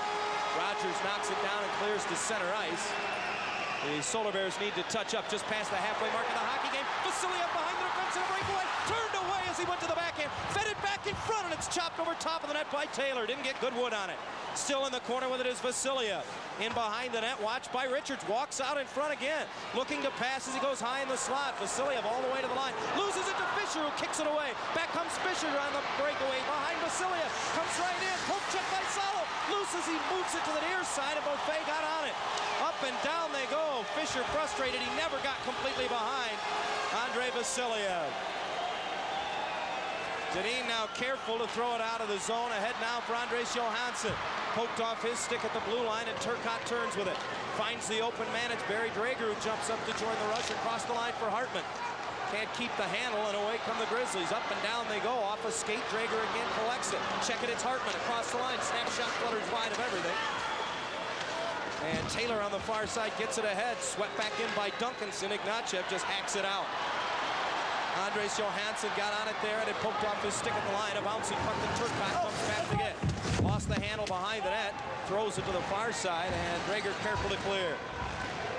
Hartman gets the red line, drives along, went in on net, stick to the corner by Salo. Duncanson gets to the carom. Doesn't have anybody to feed it to. Just keeps it alive along the boards. Over comes Hartman. Hartman had it taken off his stick by Levers, who sweeps it around the dasher for Brickley. Brickley to center. As Levers joining the rush, pass just out of his reach, trickles all the way to the corner. Ferner will get on it. Quickly wraps it around the boards, but Brickley got his stick on it. To the line, held in by Beers.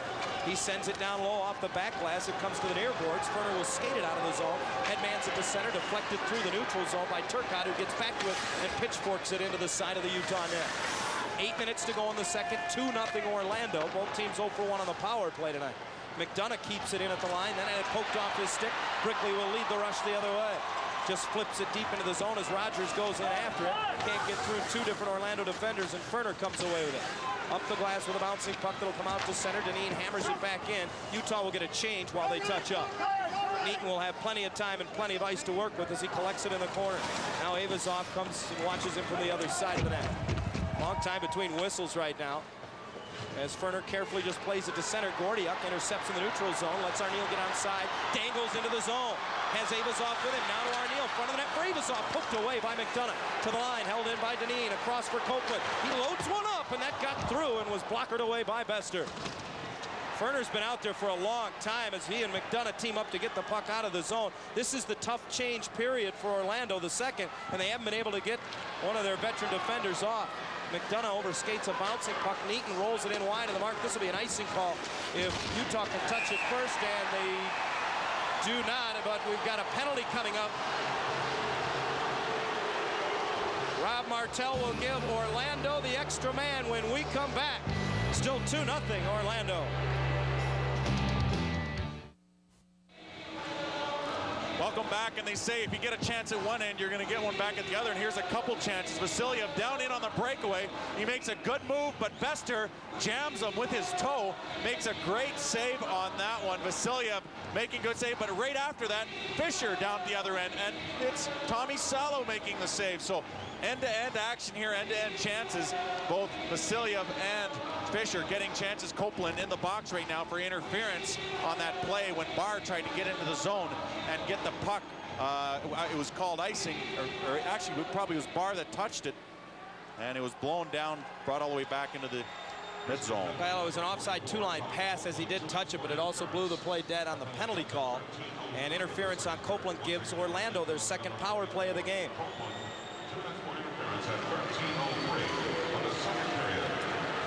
Fisher takes it in behind the net as he's bodied up, and Brickley gets to the loose biscuit, goes up the glass and out.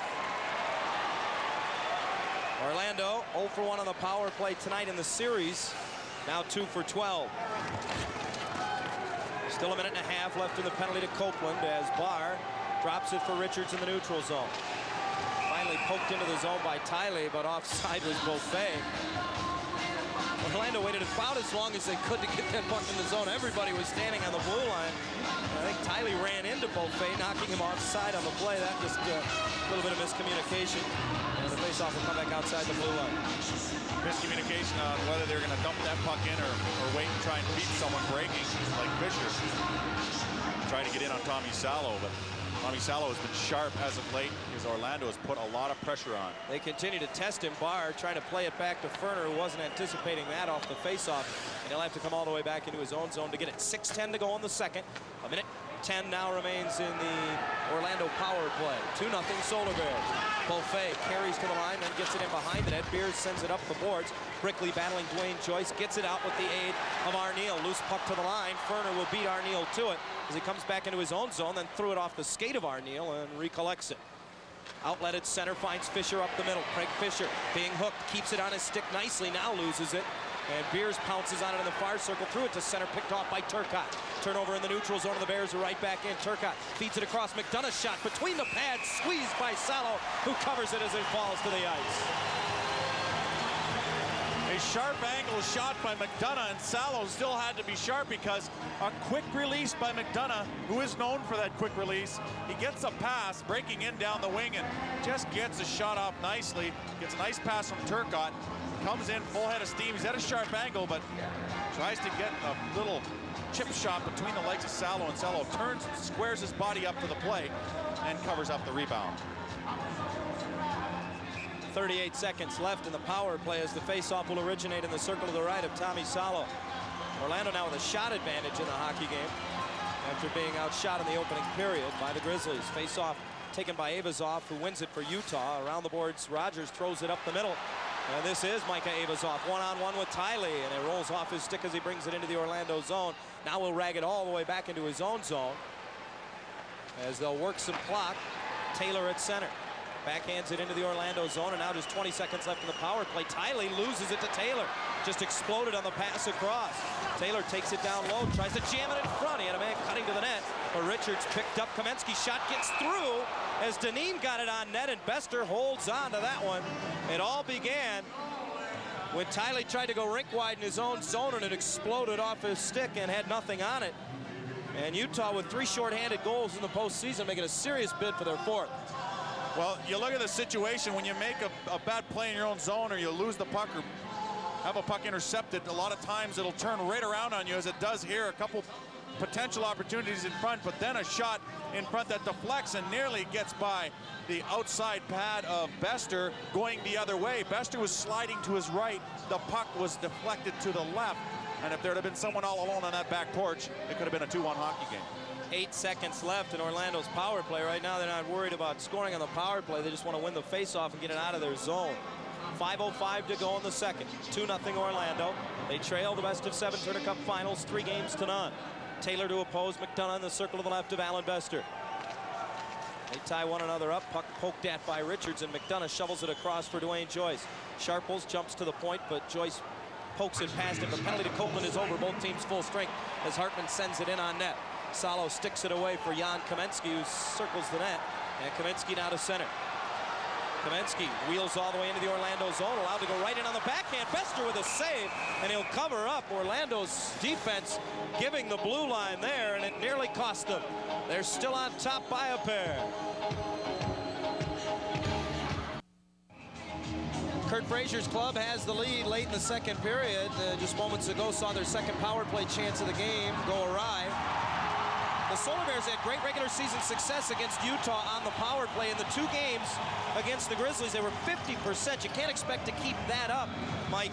But in this Turner Cup Final Series now, 2 for 13, and the number quite a bit below their regular season number, which was nearly 24%. And that's a lot to do to the credit the Utah Grizzlies penalty kill, who is very tenacious and really forces that puck, causing turnovers, enabling them to get it out of the zone. You know, Utah was even very dangerous at the tail end of that power play with some shorthanded opportunities, and the Solar Bears, as I mentioned, just happy to get out of the power play and get the puck out of their zone. 4:42 to go in the second, 2-0 Orlando. A thus far scoreless second period as Beers goes to the far boards after it. Snaps one right on, kicked up to the near boards by Bester. Sharples pinches and sends it down low. Taylor leaves it there for Vasiliev. Neaton says, I know he's dangerous, so he comes out and picks him up. Stays with him to the corner, keeping the body in good position as Vasiliev continues to handle the puck along the boards. Turns, trying to get it to Kamensky. Neaton continues to play the body up the boards. It comes, and Frederick able to clear to center. Joyce had to go off his stick. He races in after it. Salo came way out, throws it to the line. McDonough held it in. To the corner for Joyce. It goes in behind the net, and Salo dodges the bullet as he gets back to the net. Around the boards, it comes to center, and again, this is Vasiliev. Watched by Neaton, he's got Taylor with him. Goes wide on left wing to the corner. Vasiliev pulls up, wants to go in front. Finds Copeland at the line. His one-timer never got through. Stopped by Tiley, who will bring it back the other way. Excuse me, it's Ferner. Ferner across the line has Frederick heading to the net. His pass went off the side of the net. Ferner goes and gets his own carom. Throws it to the corner. He's caught up ice a little bit as it's run down and brought the other way by Andres Johansson. Johansson across the line has Taylor. Tried to drop it to him. He fanned on it. Came right back to him. His shot blocked in front as Duncanson was manning it. Then almost threw it away to Rogers right between the circles. A little dangerous in the Orlando zone suddenly. Johansson brings it back in, flips a knuckleball on net. And on the second hop, Alan Bester, like a good shortstop, comes up with it in the mitt. Alan Bester knew his team was running around a little bit. A couple situations where Utah had a good chance to come in and blast him at the net, but Bester finally says, I'm hanging on to it, give everybody a rest. Maybe let Kurt Frazier change the guys up as he's going to do right now. Dwayne Joyce trying to get his signal straight out there. Talking to his teammates. Communication so important, especially in the defensive zone. And fresh legs for Kurt Frazier's club, and Butch Goring will match as he sends out the line of Gordiuk, Arneal, and Avazov. McDonough to oppose Avazov in the circle to the right of Bester. 3:22 to go in the second, 2-0 Orlando. Check it, it was Beaufait, excuse me, and he wins the draw. Tiley from behind the net to set up the Orlando breakout. He's given room and will just skate it up the middle himself. Goes to the left wing slant and banks it up the glass. That's an offside pass if Fisher gets to it, or it's icing. Take your pick. Alkidis, I believe, touched it up first, so the play whistled dead. Fisher with a good college hockey play there as he was parked at the far blue line, got the pass from out of his own zone, but they play the red line in the IHL, so two-line pass. We alluded in the open of our broadcast to Orlando's problems in the middle period, and at least tonight they have gotten some chances, although they have come up empty in this period on Tommy Salo. Orlando plays a little bit better with the lead. They play a little more confident hockey. They don't sit back as much. Kurt Frazier alluded to the fact that they were watching a little too much in the first couple games. Definitely are not watching right now. They're making things happen. Beaufait wins his second consecutive draw in his own zone. That's very key.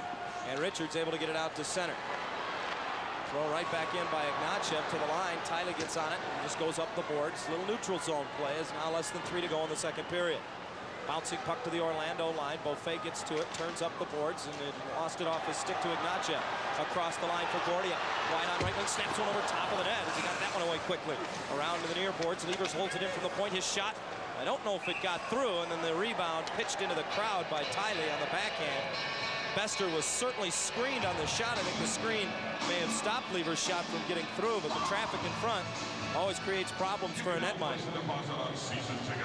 That's the one thing we talked a lot about, was getting people in front of the net. And right now, Utah is doing a good job of that themselves. Bester dropping down to his knees on that one, and that's the situation. You just fire that puck at the net. Sometimes the puck has eyes and it finds its way in.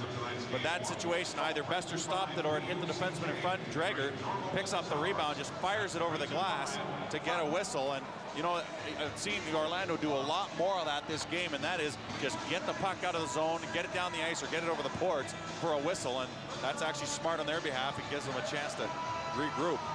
Face off to the right of Bester. There's been quite a few draws in the final 5 minutes of this period in the Orlando zone, and Chris Taylor upset because Derek Martin has thrown him from the circle. Not something we've seen a lot of in this series. The linesman banishing players from the draw, but they've done it a little bit more tonight, and now Kamensky steps in to take it instead. It just lays on the dot, comes free. Duncanson's stick was being held. He couldn't get to it. Hartman will get there, though, and just lift it out of harm's way back into the Utah zone. This will be an icing call as Beers touches it up, and as you alluded to, Mike, Orlando just making sure the puck is out of the zone, even at the expense of the icing call. Well, I think in the first couple games they got stung a few times in situations where they didn't get that puck out, and most coaches will tell their kids when they're coaching the youngsters that giving that puck up at your own blue line or at the opposing blue line are two of the places you do not want to give it up, because the momentum's coming the other way then, and you're back on your heels. So right now Orlando's being very careful defensively because they know that they can get the offense. Right now in the face-off department, Utah's still above, but not as much as they were last game when they really dominated this face-off circle. And as we mentioned in Game 2 in Orlando, when you're the road club, if you can be anywhere near 50% on face-offs, you consider that a positive, and you're doing your job. And Orlando very close to that coveted 50% mark as they clear it off the draw. Sharples chased by Turcotte back in his own zone, banks it up the wall. Taylor plays it across. Now it's Kamensky off his stick. However, he can't keep it at the line. Neaton turns away from him. Headmans it at center. Duncanson took the hit, and then Neaton took the puck. Dropped it for Hartman, went right through him. And now the other way. Here comes Utah. Vasiliev across the line. Walks right in. He's in. Behind. Score! Oh, Andre Vasiliev continues to murder the Orlando Solar Bears. It's 2-1.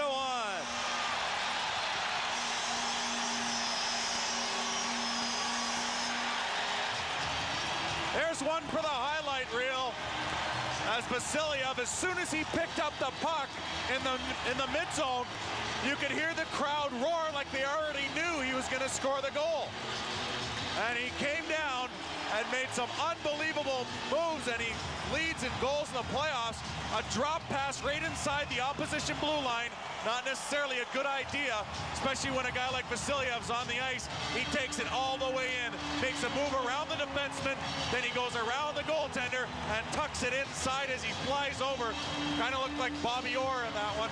And what a goal by Vasiliev. Even after he had beaten Bester, excuse me, Mike, he makes a great play to get it in on a sharp angle with only one hand on his stick and Patrick Neaton on his back. He had to beat 3 people. As you take a look at the Neutralite net cam, Bester went for the poke check, and there it is. He tucks it in as he flies over top of the fallen Bester, and it's a 2-1 hockey game on a great individual effort. Vasiliev's 5th goal of the series. He has at least 1 goal in every game through the first 4 of the Turner Cup Finals. And he has been lighting it up now, a 5-game scoring streak, and in that span, 6 goals and 8 points. He leads the IHL playoffs with 12 goals, and definitely is leading this team. And much like the goal scored by Joyce inside the final minute of the second, not only Does that take a 2-goal game and turn it into a 1-goal game? But it comes at 18-13 of the second, equally late, and certainly changes the complexion of the hockey game as you look forward to the third period.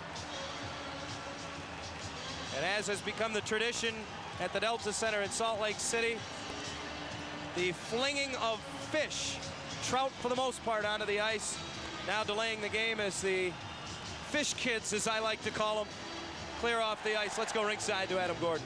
Yes, just fresh out of the hot tub, and I'm standing by with Darren Smith of the Orlando Solar Bears. First of all, what do you think of all the fish? Well, I think it's pretty exciting. Each team's got their niche.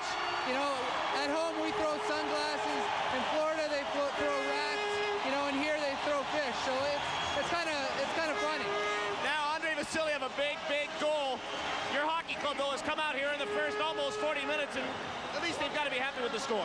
Yeah, that we turned the puck over at the blue line, and we try not to do that. If we would have dumped it in, we might not have had that trouble right there. But he made a good move to put it in, and hopefully we'll rebound from it. Big game. Best of luck. Thanks. Back upstairs, John and Mike. Thank you, Adam. As the last of the fish being cleared off the ice at the Delta Center.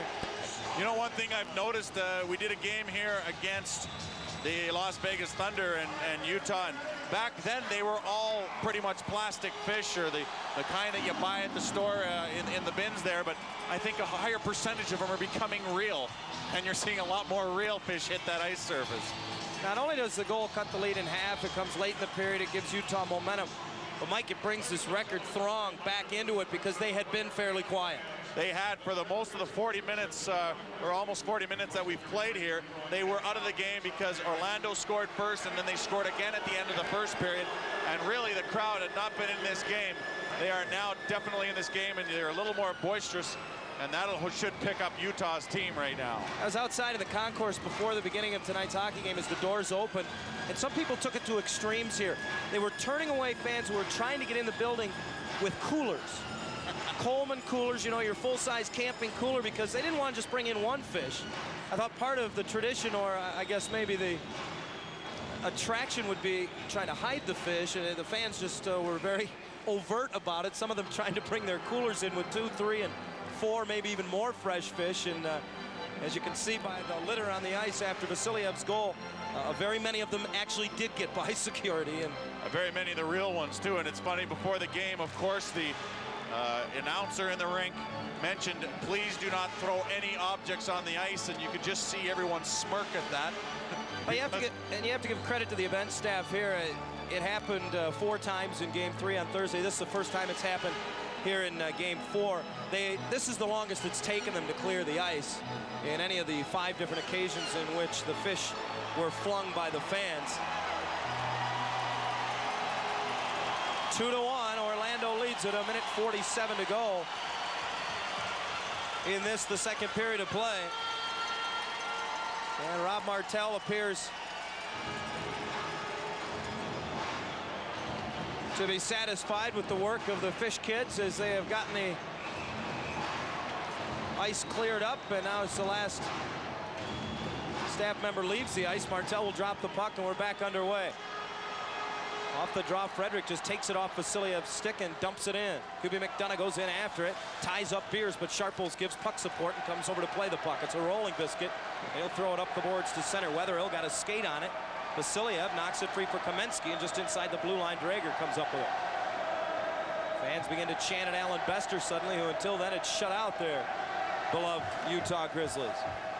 Puck again deep into the Utah zone, and Sharples from behind his own net leaves it for Beers, his defensive partner. Up the right wing boards, now it's Kamensky who will backhand it as far as the Orlando line. Draeger lifts it back to center where Joyce has it in his midsection, then jams it to the line where Beers was waiting. He threw it off of Frederick and it deflects back into the Utah zone. Beers covers up though, gets it to center, less than a minute to go in the period.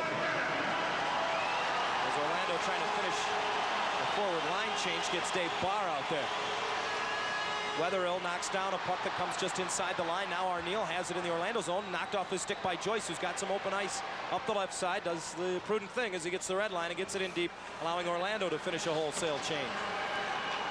Grizzlies get it out of their own zone. Ava's off, a little out of his reach, gets it off the deflection from Ignachev, and or check it Brickley, and takes it in and sends it deep into the Orlando zone. Half a minute to go in the second period. Tiley takes the hit as he goes up the glass and out with it, but it ends up in the Utah bench. That'll bring a whistle with under half a minute to go. With the momentum now, you know that Utah would love to get another one, and tie this one up going into the second intermission. Well, they say, whoever they are, that the worst lead in hockey is the 2-goal lead. Well, who are they? They have so much to say. You would think we would know who they are. But at least they don't have to worry about the worst lead in hockey. Although Kurt Fraser, I think, would love to have it. All 3 games in this series have been 1-goal games. Game 3, a 4-2 win for Utah, but the 4th goal, an empty net goal. And once again, it's a 1-goal game, 2-1 Orlando. Beaufait across the line, gets it from Barnes, swept it just wide of the far post on a good rush by the Solar Bears late in the period. Tiley tried to get it back in as it came out to center, but Arneal will carry in. Goes between the defense, taken down. Bester will cover up. A penalty coming up to Orlando. We've seen more of it as this second period has gone on, Mike. The Orlando defenseman giving the blue line, sagging in the zone. First it was Vasiliev, now it's Arneal. As they give it to him, he takes it, and as he gets down low, he beats both of them. Well, once they get back to a certain point, they don't have anywhere else to go, and they have to stop, and with the momentum, the forward can still blow by them. You see them stop, and then where do they go? They can't just jump back on top of their goaltender, so they end up almost stationary, and with speed, the forward comes and dances around them. Bester, he sees them backing in on him, and he just follows the puck in there as Arneal is hauled down on the play, and there will be a penalty. So for all intents and purposes, they'll go on the power play at the start of the third period, but we'll get like 5 seconds here with a face-off deep in the zone.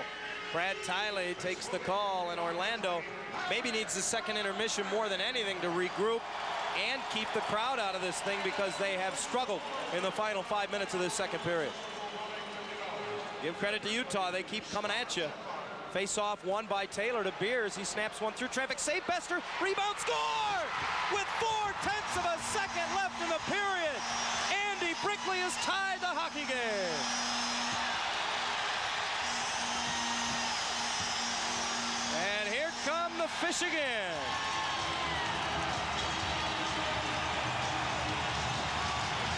Exactly what they didn't want to have happen.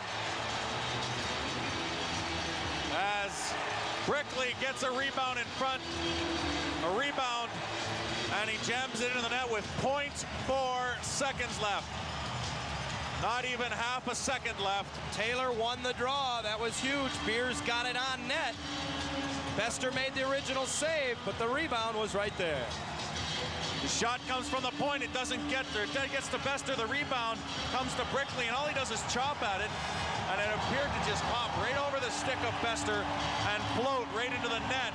Bester makes the original save, but then Brickley uses his glove as a ramp and just throws the puck up in the air.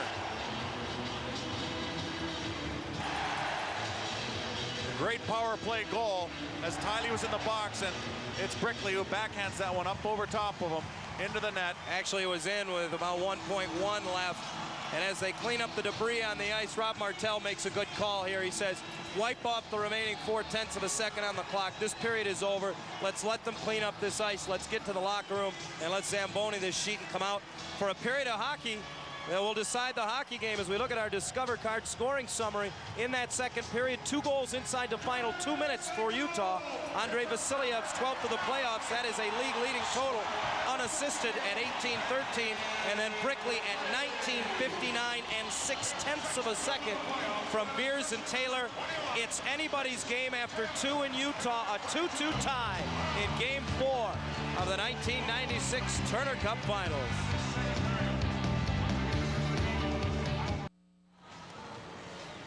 Back at a nearly sold-out Delta Center at Salt Lake City, a 2-2 tie between the Orlando Solar Bears and the Utah Grizzlies. Utah holding a commanding 3-0 lead in this best-of-7 Turner Cup Final Series. And Old Mo is an interesting thing, and then you talk about Orlando and how they have to react. Obviously, Mike, the momentum is on Utah's side, but how does Orlando react to this? Is this a point in the game where maybe they look up and say, it's time for the season to end? Well, it's a tough situation, John. I mean, it's definitely a gut check right now as they probably feel ill to their stomachs after giving up a 2-goal lead. They were commanding this hockey game. They were controlling it. They were leading it by 2 goals, and they had an opportunity to continue with that lead even after the Vasiliev goal. But you give up 2 goals that quick, that late in the second period, and definitely a third period being so pivotal, they definitely have to pull something out here and get things going. Let's go ringside to Adam Gordon, who's standing by with Utah assistant coach Kevin Cheveldayoff. Thank you very much, Kevin. What happened the last 5 minutes there? Well, obviously it's a very intense game, and momentum started to swing our way. We got a lot of chances. We got the puck to the net. We went for the rebounds. Good things happen. You talk a lot about Grizzly hockey where you just sit back. You don't ever get yourself out of a position. You're always in a position to win. Is this one of those classic kind of games? Well, you never try. You never panic, and that's what the experience is about out there. And winning a championship last year obviously helps the guys. The guys that weren't here last year, they're feeding off the guys that were. What does Andrei Vasiliev mean to this hockey club after a game like tonight? Well, Andrei Vasiljev's obviously stepped up his game tremendously in this series, and the Islanders are in the stands watching, and we may not have Andrei Vasiljev back. 20 minutes away from a possible Turner Cup, at least some butterflies. Well, we're playing it like an overtime. The next goal in our mind wins. All right, thank you very much. Good luck. Thank you. Kevin Cheveldayoff. Let's go back upstairs. John Allers, Mike Greenlay. Thank you, Adam. And suddenly they're using those brooms they brought. We talked at the outset about Orlando's best period being the third, and usually when they get there, they didn't have enough time because they were behind. Now they're tied going into the third. It becomes a 20-minute hockey game. Well, the thing is, they came out with a bit of a desperation, and they played well. It made them play well. It made them come out and play hard work, drive to the net, and get the kind of goals that Orlando normally gets. And they're going to have to play very desperate hockey right here in the third period as they've let that lead slip to a tie. If there was any concern that with a lead they wouldn't play with that desperation, that of course is gone now as the lead is gone as well. Alan Bester doesn't have all his gear yet, and referee Rob Martell didn't check the goalie as he just dropped the puck and they're underway. Third period has begun. 20 minutes, maybe more to go as we're tied at 2. Tiley throws it to center. Halkitis sends it back in. And Brad with it there. Takes a look and goes up the boards to center with it, and Halkitis back at his own line as he and Tiley playing a little bit of neutral zone catch right now. We'll dump it back into the Orlando zone. There's Tyliano once again. For the first 35 minutes, Orlando played good offensive hockey, but more importantly, they played smart defensive hockey. They didn't make any glaring mistakes until the last 5 minutes, and that's what they're going to have to do right now. They can't just jump out and get too excited. They have to bide their time like Utah does and get out there and score a goal when they have an opportunity to in order to stay into this Turner Cup final series. Orlando makes a change on a dump, and Utah will do the same. Kamensky comes off the boards along with Taylor and Vasiliev. Pass through center, deflected nicely by McDonough, which nullifies the icing as it goes all the way back into the Utah zone. Battle on the far boards. Joyce trying to get it back to the point, but he didn't get it that far, and this is Chris Taylor. Taylor through center ice across the line with Vasiliev, but the puck didn't come across the line. Now Kamensky does get it in, and Dwayne Joyce wraps it back out to neutral ice. Bob Beers has it there. Bouncing puck in the neutral zone. Vasiliev shovels it ahead. Taylor taken by Ferner. Puck to the corner as they body one another up. Now it's McDonough and Vasiliev over, trying to dig away at it. Taylor using his reach. Ferner knocks it away from him, sends it around. Bob Joyce after it on the near side, trying to chop it past Beers. He didn't get it by. Kaminsky with point coverage, got a shot through, and that one steered to the corner as Bester had guess who on the doorstep. Right there was Vasiliev. Now Kaminsky snaps it right on. Big save, Alan Bester. Bouncing puck behind and then dug out by Taylor. Tries to feed it in front. Kaminsky kicks it to the corner. McDonough stays with it. Bennett in front. Joyce wraps it to the corner. Frederick gets to it on the far side. Now run over. Kaminsky throws it towards the front of the net. McCarron's out high in the slot, and Bob Joyce will carry to safety. Gets the red line and sends one in wide of the Utah net. Orlando gets a much-needed change off the dump in. Brickley out of the Utah zone. Finds Sharples now for Rogers at center. Back to Sharples in his own zone, and right wide he finds Bob Beer. Sharples finds quickly in the neutral zone now for Levers. Levers into the Orlando zone, and it poked off his stick by Drager, and Turcotte turns the other way. Now Pete Turcotte across the line, wanted to drop it to somebody, but knocked off his stick out to center ice. In that situation, he almost had to dump it in. They had 3 players across the blue line, and he tried to stick handle around them, and it was just chopped away back over the blue line on him. Hartman gets it deep. Buffet gets the giveaway, comes in, shot, safe, solid, didn't even know where the rebound went. center. Big save by Tommy Salo as Richards chases it all the way back in the Orlando zone. Around the boards for Duncanson. Duncanson hitting the neutral zone, digs it free, and now drops it all the way to his own blue line for Brad Tyler. He throws it into the Utah zone where Alquitas has it. Across for Sharples, and now Gordia ran into the linesman as he was bumped by Richards at the blue line, and that frees the puck up. Dave Barr has it there. Ahead for Fisher in the neutral zone. He takes the hit, taking hard to the boards, got the puck into the Utah zone. And now offside are the Solar Bears as it's touched up. Both goaltenders with big saves early in the third, and because of that, we're still tied at 2.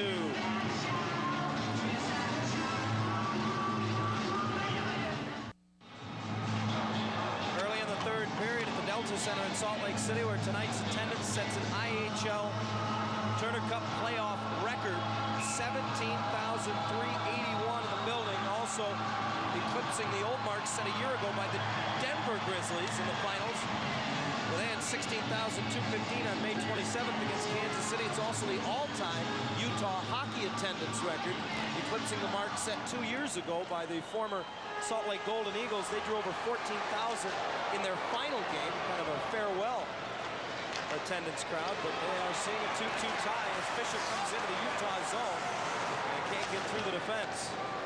The club was down 2-0, and now an offside call as Ferner reached back to glove it back into the zone. The Solar Bears had effectively kept a sellout crowd and this record crowd out of the game. However, they are very much in it now And trying to get back into it are Orlando. Fisher working it in there. He only had one hand in his stick, so it's kind of hard to make the move around the defenders. And didn't get a shot on goal, and the puck was cleared out and brought back in offside. And I think they just announced the new record here in Salt Lake City at the Delta Center, and the fans I couldn't hear giving themselves a hand. They know it's a Salt Lake record, but I couldn't hear whether the fans were told it was an IHL playoff record. Nonetheless, it's just another reason for them to scream. As Kamensky brings it into the Orlando zone, poked off his stick. Vasiliev jumped on it, but overskated it. And Joyce prudently just gets it out of the zone. Andre Vasiliev is everywhere for this Utah Grizzly team. Now Beers all the way back in his own zone. Just over 4 minutes into the third period. You win the period, you win the game. Ferner at center, got it to Joyce, who just gets it deep, and the Solar Bears will turn and get a change. Thrown ahead by Sharples, almost gave it away. Now Beers will get it to center. Rogers wraps it in, and Utah will go for a change as we get Taylor on the way in. Tiley circles his own net, moves it ahead, Barr gets it to Fisher. Fisher going wide on Deneen, the veteran takes it to the corner, and took it to the corner. In front for Barr, wraps it right on, and Salo makes a great save. Utah almost got caught being preoccupied with Fisher on that play. As Deneen makes the good play, Mike bodies him to the corner, but it's almost as if the Grizzlies thought the play was over before he got taken out. Fisher got the puck behind the net, and Beaufait rifled it right on the tape for Barr. That's a combination we've seen so often. Fisher gets into the corner, and Deneen, the veteran, will just take him and body him hard into the corner. And as you said, everyone's watching the play, and Fisher will watch as the puck will go in front. I'm sure he wished that Barr would have buried that one, but good save by Tommy Salo. And the score remains tied at 2. Good chance for Orlando. Face-off will be in the circle to the left of Tommy Salo as Gord Deneen points out a hole in the ice for Derek Martin, the linesman, to fix. That's one thing I didn't talk to the players about, is just how is the ice. And when we were in Orlando, they said it was fantastic. I said, well, how is it here in Utah?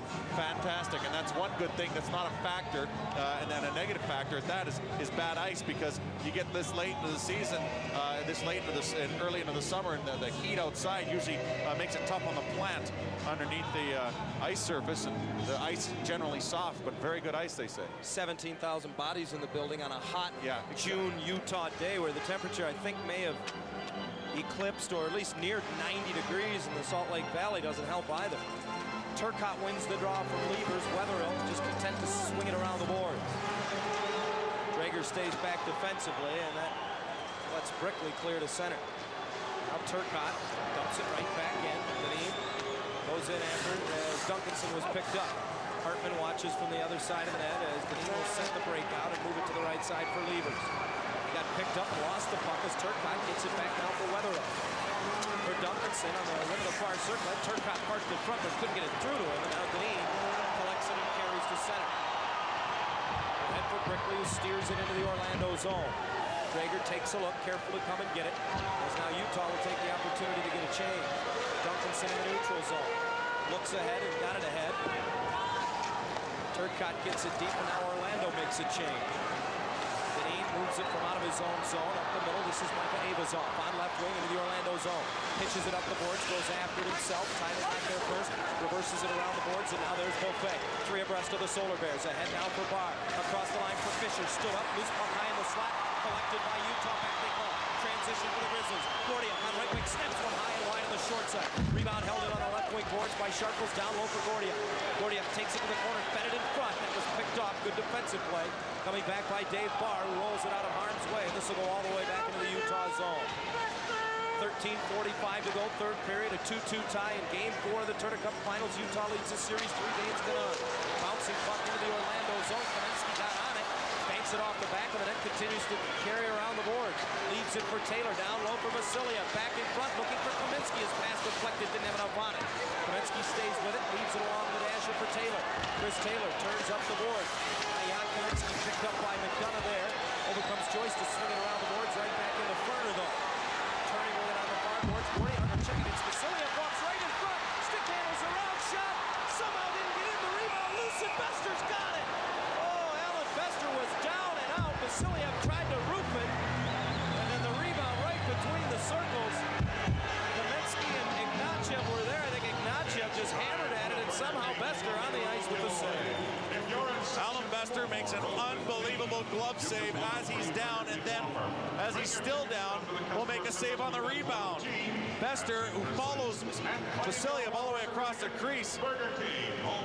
Just a great play by Vasiliev, as he does this so often. He'll beat the defenseman off the boards, beat someone else, and then still get a chance. He was waiting, and see Bester's glove go up in the air, and then as Bester is laying there, he'll stop the rebound as well. Vasiliev goes around two fallen guys. McDonough goes down, and Vasiliev just waits, but Bester waits a little longer and makes an unbelievable save, holding his team in there. Ignatiev just ripped it right into his pads as he was laying across his crease. Sometimes it's better to be lucky than good.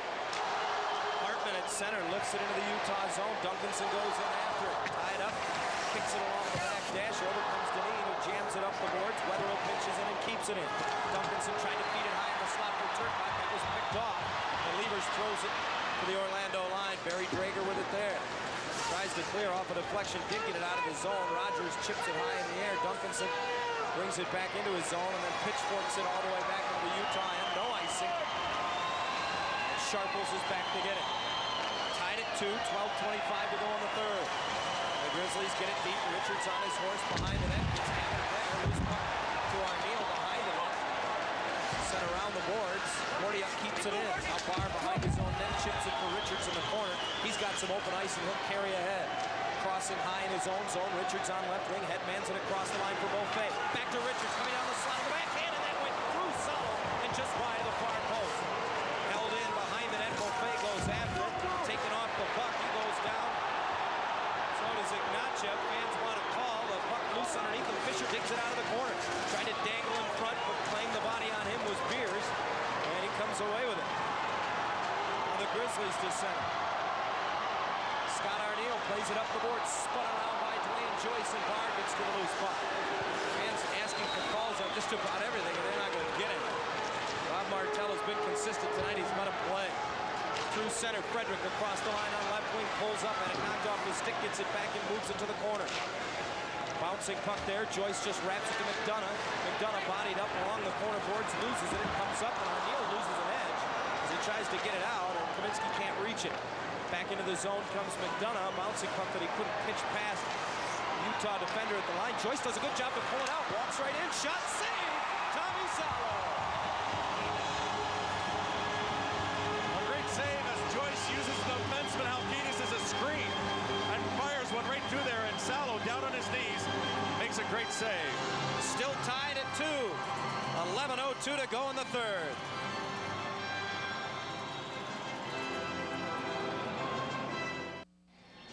Welcome back to the Delta Center. I'm ringside with Kathy Goring. Now, how are you? Fine. Now, let me ask you something real quick. Much better now. Oh, yes. Is there any tougher job than being the wife of a head coach? No. Studying for a calculus test or something like that. Yeah, that'd be tougher. Now, you take the wins, obviously, with a lot of exuberation. You are possibly 11:02 if this team can score a goal from winning a back-to-back Turner Cup. What does that mean to the wife of a coach? More money. Okay. No, it's great. Butch has put together a heck of a team. All right. Anybody you'd like to say hello to? Yes, I'd like to say hello to the family at home, and thanks for cheering so we could hear you in Salt Lake. All right. Well, congratulations on a great year. Thank you, Adam. All right. That's Kathy Goring. Let's go back upstairs to John Allers and Mike Greenlight. Always a tough job, the hockey wife, the job of a hockey wife. And for some, even when the playing days end, you're still a hockey wife, as is Kathy Goring. They get into coaching. Tied at 2. Ferner through the neutral zone. Couldn't quite find Joyce. And now the Grizzlies. Gordy up wide on left wing. Wants to cut in front. Takes it behind the net. Tried to wrap around. Rolled off the end of his stick. Leaves it in the corner now behind the net. Avazov tied up. Can't get to it as it comes out on the far circle. McDonough ahead for Bob Joyce. Joyce picked up in the neutral zone. Turcotte gets to the loose puck. Fell down on the boards as Avazov's on his belt. Now just turns back up the boards and away come the Solar Bears. Turcotte goes around a man at the blue line. Being hooked there. Couldn't get through Bob Beers. Flip back up the boards, and here come the Grizzlies. Avazov, realizing he's on his own in the neutral zone, will just get it in deep, and Utah will get a change. 10:15 to go. It's a 2-2 tie. Game 4 of the Turner Cup Finals. Utah leads the series 3-0, and it feels like overtime right now. Tiley careful from out of his own zone. Ahead for Richards, finds Beaufait. Across the line, tried to get it to Barr, deflected right on net, and as Salo scoops it up, he'll hold long enough for a face-off. Boy, that's that line of Beaufait, Barr, and Fisher. That time, Barr had half a step at the blue line, and Beaufait nearly threaded the needle.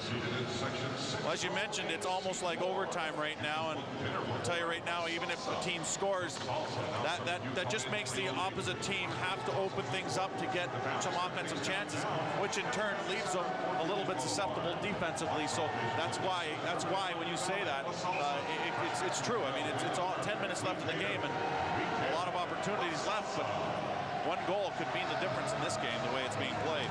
Face off in the circle to the left of Salo. Off the draw, he's forced to make a save as in step Fisher, and he got it on net. Now a giveaway high in the zone. Fisher's got a man on the far side. Slot trailer is Barr. He fired it over top of the net.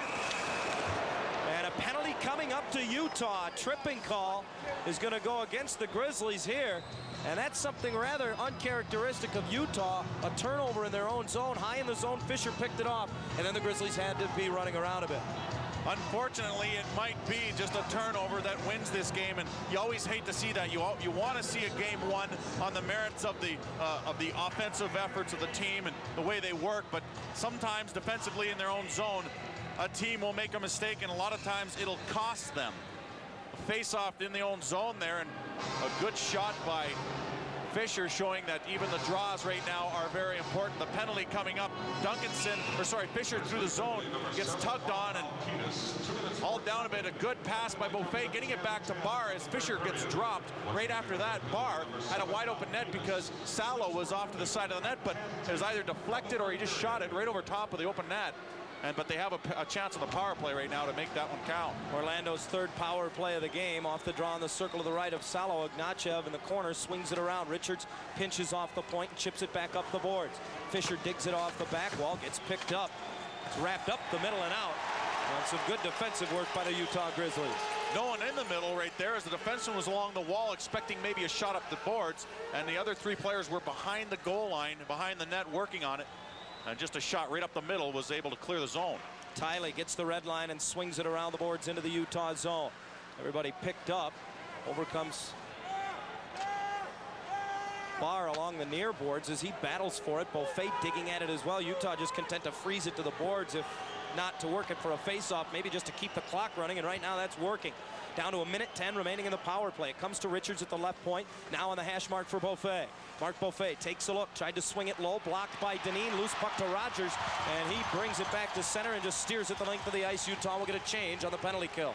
Beaufait tried to force that play. He tried to step in and try and force the puck between two defenders. If it had succeeded, they might have had a chance, but At this point, you want to make the safe play and get a good shot on goal. McDonough will carry right down the slot, and as he comes across the line, the Solar Bears are offside. Yeah, you mentioned he was trying to force it, was Beaufait.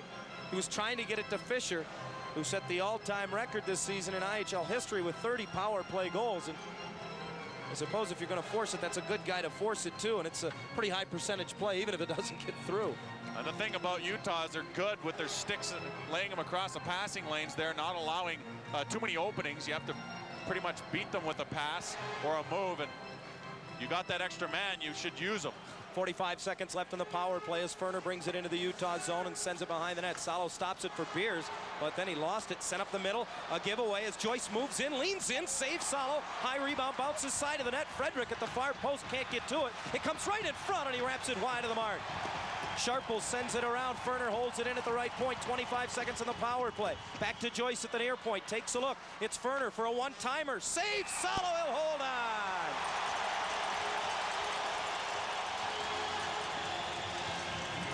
That's one thing Salo can do very well, is follow the play. And he followed the play excellent there, as there was some scramble in front. And that's probably some of the toughest situations goaltenders will get into, are the scrambles in front. And Ferner probably broke his stick on that shot as he blasts a one-timer, and it gets all the way through, and Salo took it right in the midsection, covered up, and McDonough, who shoved right on top of Salo, eventually rolls off. Salo holds onto the puck, and we still have the score 2-2 with 17 seconds remaining in that power play for Orlando.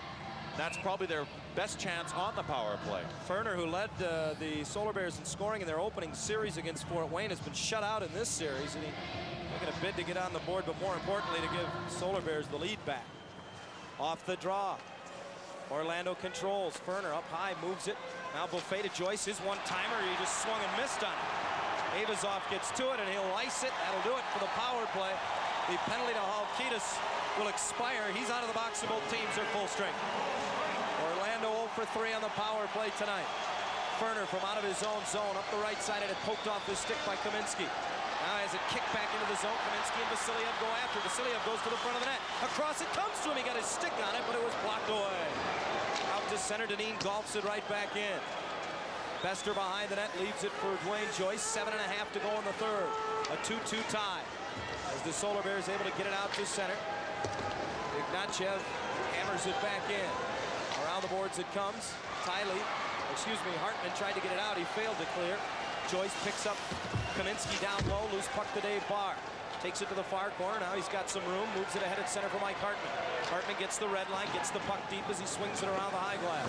Taylor picked up by Bob Joyce. The two of them battle for it as it goes to the far corner.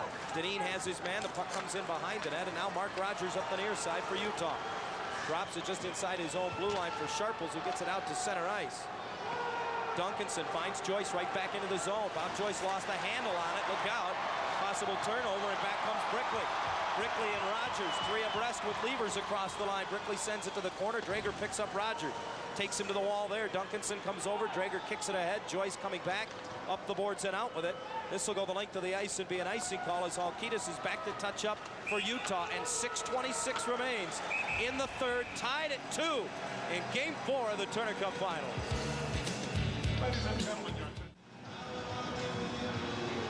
Well, very little argument around the International Hockey League that Tommy Salo, for 2 years now, has been the best goaltender in this league.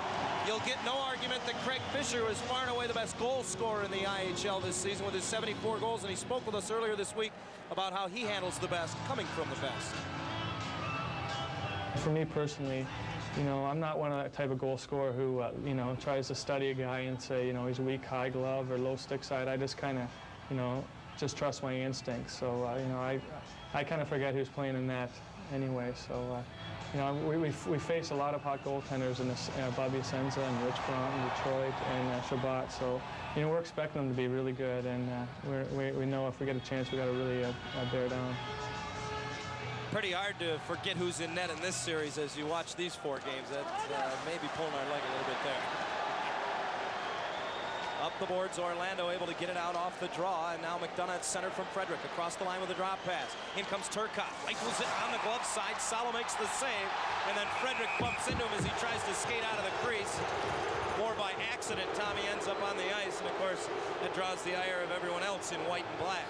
Well, a couple games ago, a situation where Frederick came in and maybe didn't get out of the way when he could. This time he couldn't get out of the way as he came in and was directing his momentum towards the net to get a rebound. As he drives in there, Salo tries to run out of the net and runs right into him, and definitely not on purpose there, but Salo was trying to get out of the net and drop the puck and maybe play it up, as most of the Orlando players had come down deep, and he was looking maybe to make a play, get an odd man rush. Face off in the circle to the right of Salo. Turcotte all tied up as he digs away at it, having his stick held, can't get to it. Sharples sends it around the boards. Tiley knocks it down as it comes out to center. Vasiliev was trying to race behind him. Taylor finally gets on it and diagonally dumps to the right wing corner in the Orlando zone. Inside 6 to go in regulation, tied at 2. Todd Richards up the middle out of his own zone, finds Hubie McDonough. McDonough's pass through the neutral zone, finds Frederick, tripped up at the line. He got it in deep. Orlando will get a change as Avazov and Sharples come back to clear around the boards. Coming back to help out. Vasiliev, pass through center, picked off by Dwayne Joyce. Looking to go somewhere with it. Joyce finally just flips it in deep. Salo out to play it from behind his own net, away from the forecheck of Barr. It's sent up the boards. Gordiuk kicks it to center. He's got a half a step on Joyce. Across the line, Victor Gordiuk trying to cut in on net, and finally Joyce comes back and finally just finishes him on the play. Fisher digs it out of the corner, and away come the Solar Bears. Possible 3-on-2. Now Levers comes off the bench to finish a change. Fisher comes in, snaps it wide of the mark. Long Karam will come all the way off the dasher, back out to center in transition for Arneal and Gordiuk. Arneal stood up at the blue line, moves it to the near corner. Coming in after it is Dave Barr. Barr lost the handle, but coming back to the rescue and pulling it away is Drager. Drager leads the rush the other way. Has Fisher with him as he dumps it into the left wing corner. Behind the net, Dineen goes after it. Gord Dineen out of his own zone, eludes a stick check from Joyce and carries all the way into the Orlando zone. Flips it ahead for Levers. It goes to the corner. He's bumped there by Hartman. Hartman swings it around. Bob Joyce gets to it on the far side, gets it up the glass and out. Rogers on it in the neutral zone, sends it back towards the line. A bouncing puck that Levers gets the handle on and feeds back too far for Brickley. It'll trickle into the Orlando zone. Drager gets on it, fakes hammering it, then reverses it right to Brickley, who sent it in front just out of the reach of Rogers as it went right through the crease. Duncanson sends it to center. Joyce is after it. He's got Hartman with him as he comes into the zone and pokes it to the corner. Joyce takes it in behind the net, bodied up there by Beers. Over comes Sharples. Puck to the corner. Sharples sent it to the line. Held in there by Tiley. Tiley goes around one man, goes wide on Brickley. Takes it in behind the net for Hartman. Mike Hartman lost the handle, now turns with it, still behind the goal line. In front for Joyce. Save Tommy Salo. Orlando continues to get chances, and Tommy Salo continues to make saves. Inside 4 to go in regulation. It might as well be overtime now.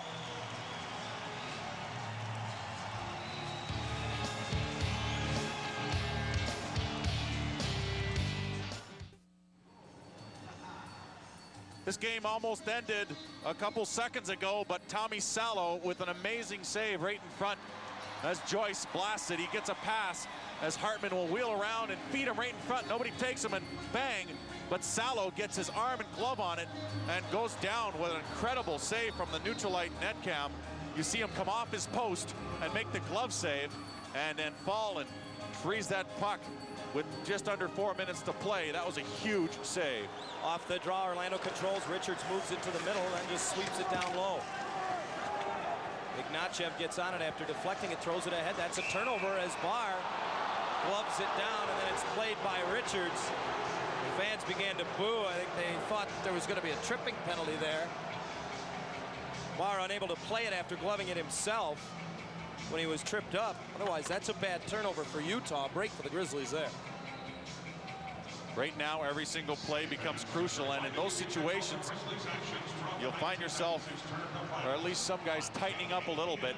Of course, more pressure obviously on the Orlando Solar Bears. They need to win, or Utah wants to win and needs to win to take the series, but right now, crucial for Orlando. Dwayne Joyce sends it around the boards off the face-off. Comes to the near line. Ferner flips it towards the net off a skate. It just eludes Frederick, and Vasiliev Brings it back to center. Has Taylor with him at the line. They bump into one another and turn it over. McDonough moves it ahead. Having a little trouble with it was Turcotte, who just banks it up the dasher back into the Utah zone. Sharples with it there. Moves it ahead. Now pass errant through the middle, and Ferner just missed Turcotte on the return pass at the blue line. It went right on net. Salo forced to play it. He does it well and throws it out to center ice. Orlando trying to finish a defensive change, as now Gordiuk brings it right back into the Solar Bears zone, trying to turn a corner on Dwayne Joyce. Joyce goes down. Now he feeds it in front. Avazov's shot saved by Bester, and he'll cover it up. Very similar play to the one we just saw down at the other end in front of Salo. And Bester comes up with a great save there, as Avazov didn't look as if he got great wood on it, Mike, but as you mentioned, everything becomes so crucial right now, and sometimes it's that fluttering shot that can beat you. It certainly is, and that's why they say in overtime, and like you said, it may as well be overtime, everything to the net, and they mean everything, because there are no situations that you can't use, like a deflection off of skate, a stick, a pad, or even a good play on backdoor. Face off in the circle to the right of Bester. Orlando able to get it to the line, not out. Halkitis threw it towards the net. That went wide. And the rebound off the dasher, controlled by Avazov. Micah Avazov moves it low for Gordiuk, picked up by Dave Barr. Tiley comes over, goes up the glass with it. This one will get on top of the dasher and get out to center ice. Halkitis chases back in the Utah zone.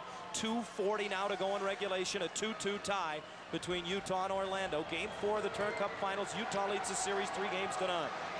Halkitis at his own line, flutters it ahead, and reaching back, Avazov drove it in off the linesman. Transition for Orlando, a bouncing puck Fisher got to, poked it into the zone. Beaufait gets on it on the left wing boards. Down low for Fisher, who sent it back on the goal line. Beaufait couldn't quite get to it. Up the glass to the line, held in by Ferner.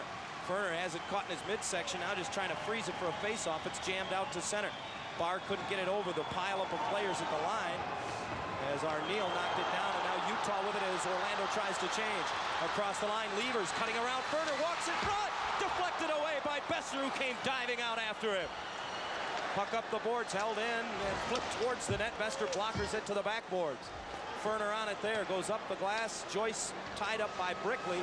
Duncanson comes over, rags it back now for Ferner, who has Dwayne Joyce ahead out of the zone. Joyce gets the red line, sweeps it in wide of the net, off the dasher. Bob Joyce gets to it first. Down low for Hartman. Hartman and Joyce battle for it there. Levers digs away with it. The rookie centerman throws it out of his own zone. Joyce pinched, got beat. Possible odd man rush. Across the line, Rogers with Levers, and his pass broken up by Duncanson, who covered. Back come the Solar Bears in transition. A bouncing puck in the neutral zone, and finally Utah has control. 1:20 to go. Sharples sends it in wide of the net. It bounces off the dasher and off the back of the net. Patrick Neaton is on it there. Haven't seen much of Neaton in this third period. His pass eludes everyone through the neutral zone. It'll go the length of the ice as Utah was finishing a change. Nobody seemed to know where it was. 1:05 remains in regulation play in the Utah zone. Sharples from behind his own net for Bob Beers. Beers goes up the boards to center. Kaminsky with it there. Just dumps it into the Orlando zone. Bester out to stop it for Todd Richards. Sweeps it around the dasher. It bounces back to Chris Taylor. He keeps it deep.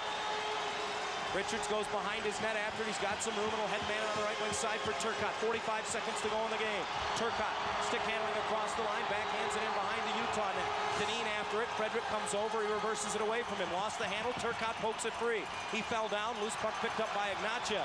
Victor Ignatiev with half a minute to go in regulation. Moves it at center for Kaminsky.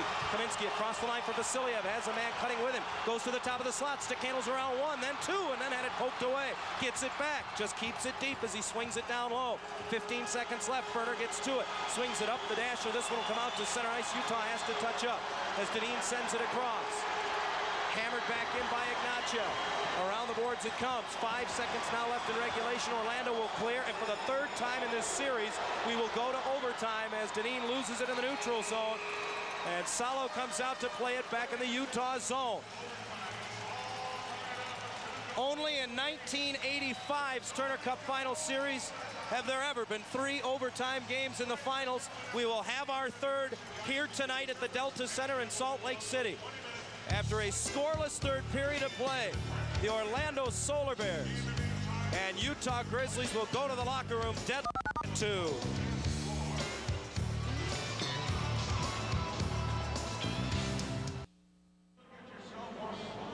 A scoreless third period of play means it's overtime from the Delta Center in Salt Lake City as John Allers and Mike Greenlay are back with you. A 2-2 tie between the Orlando Solar Bears and the Utah Grizzlies, with the Grizzlies holding a 3-game stood on late in this best-of-7 Turner Cup final. A very exciting third period of play, Mike. The game could have been won really at any juncture, especially late in the period. Both teams had chances. Mike Hartman set up a golden opportunity inside 4 minutes to go for Bob Joyce.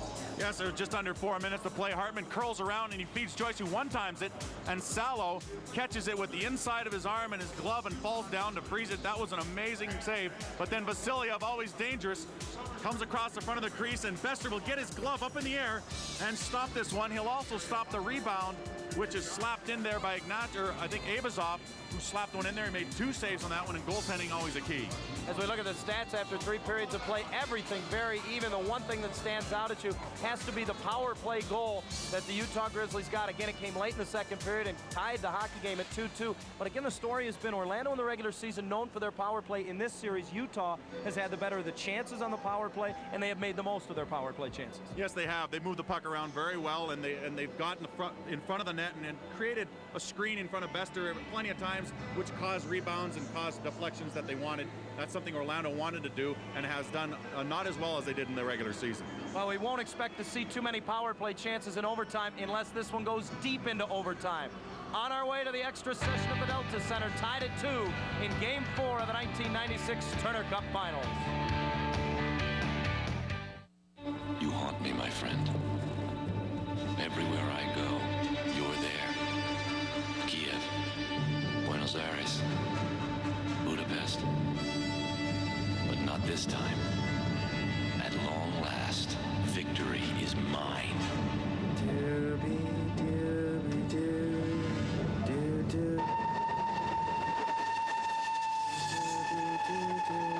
Drink Bud Ice, but beware the penguins.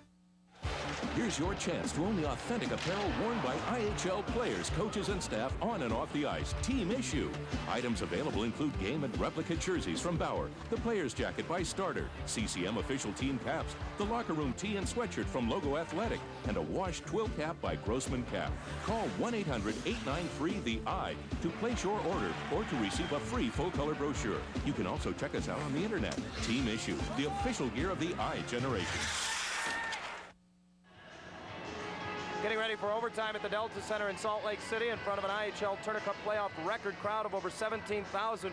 Utah and Orlando tied at 2. Let's go rinkside to our Adam Gordon.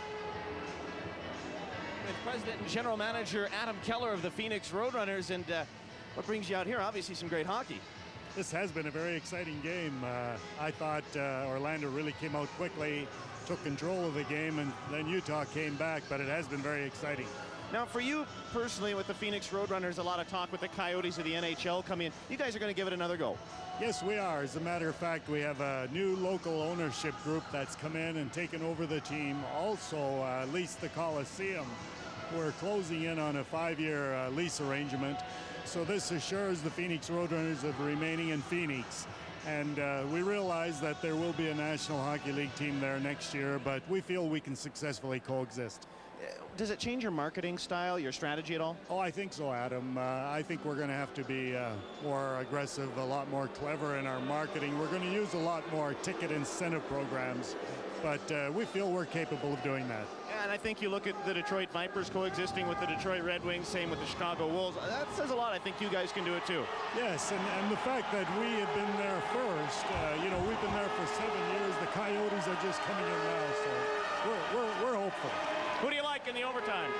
Well, because Utah is coming on strong, and I would have to go with Utah. Thanks for stopping by. Thank you.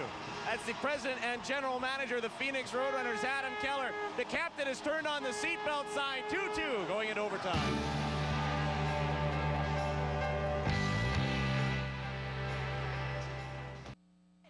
And Bester poked it away as over came Tiley to pick up his man in front of the net. Up the boards it comes, and away come the Solar Bears. Fisher on right wing, tries to go around his man, comes into the backhand, hits the brakes, lost the handle, and the puck loose high in the zone. Back come the Grizzlies. Avazov's pass broken up by Dwayne Joyce, who will carry it right back in, and offside is Orlando. Frederick ruled a step ahead of the play. 1:17 now into the extra session.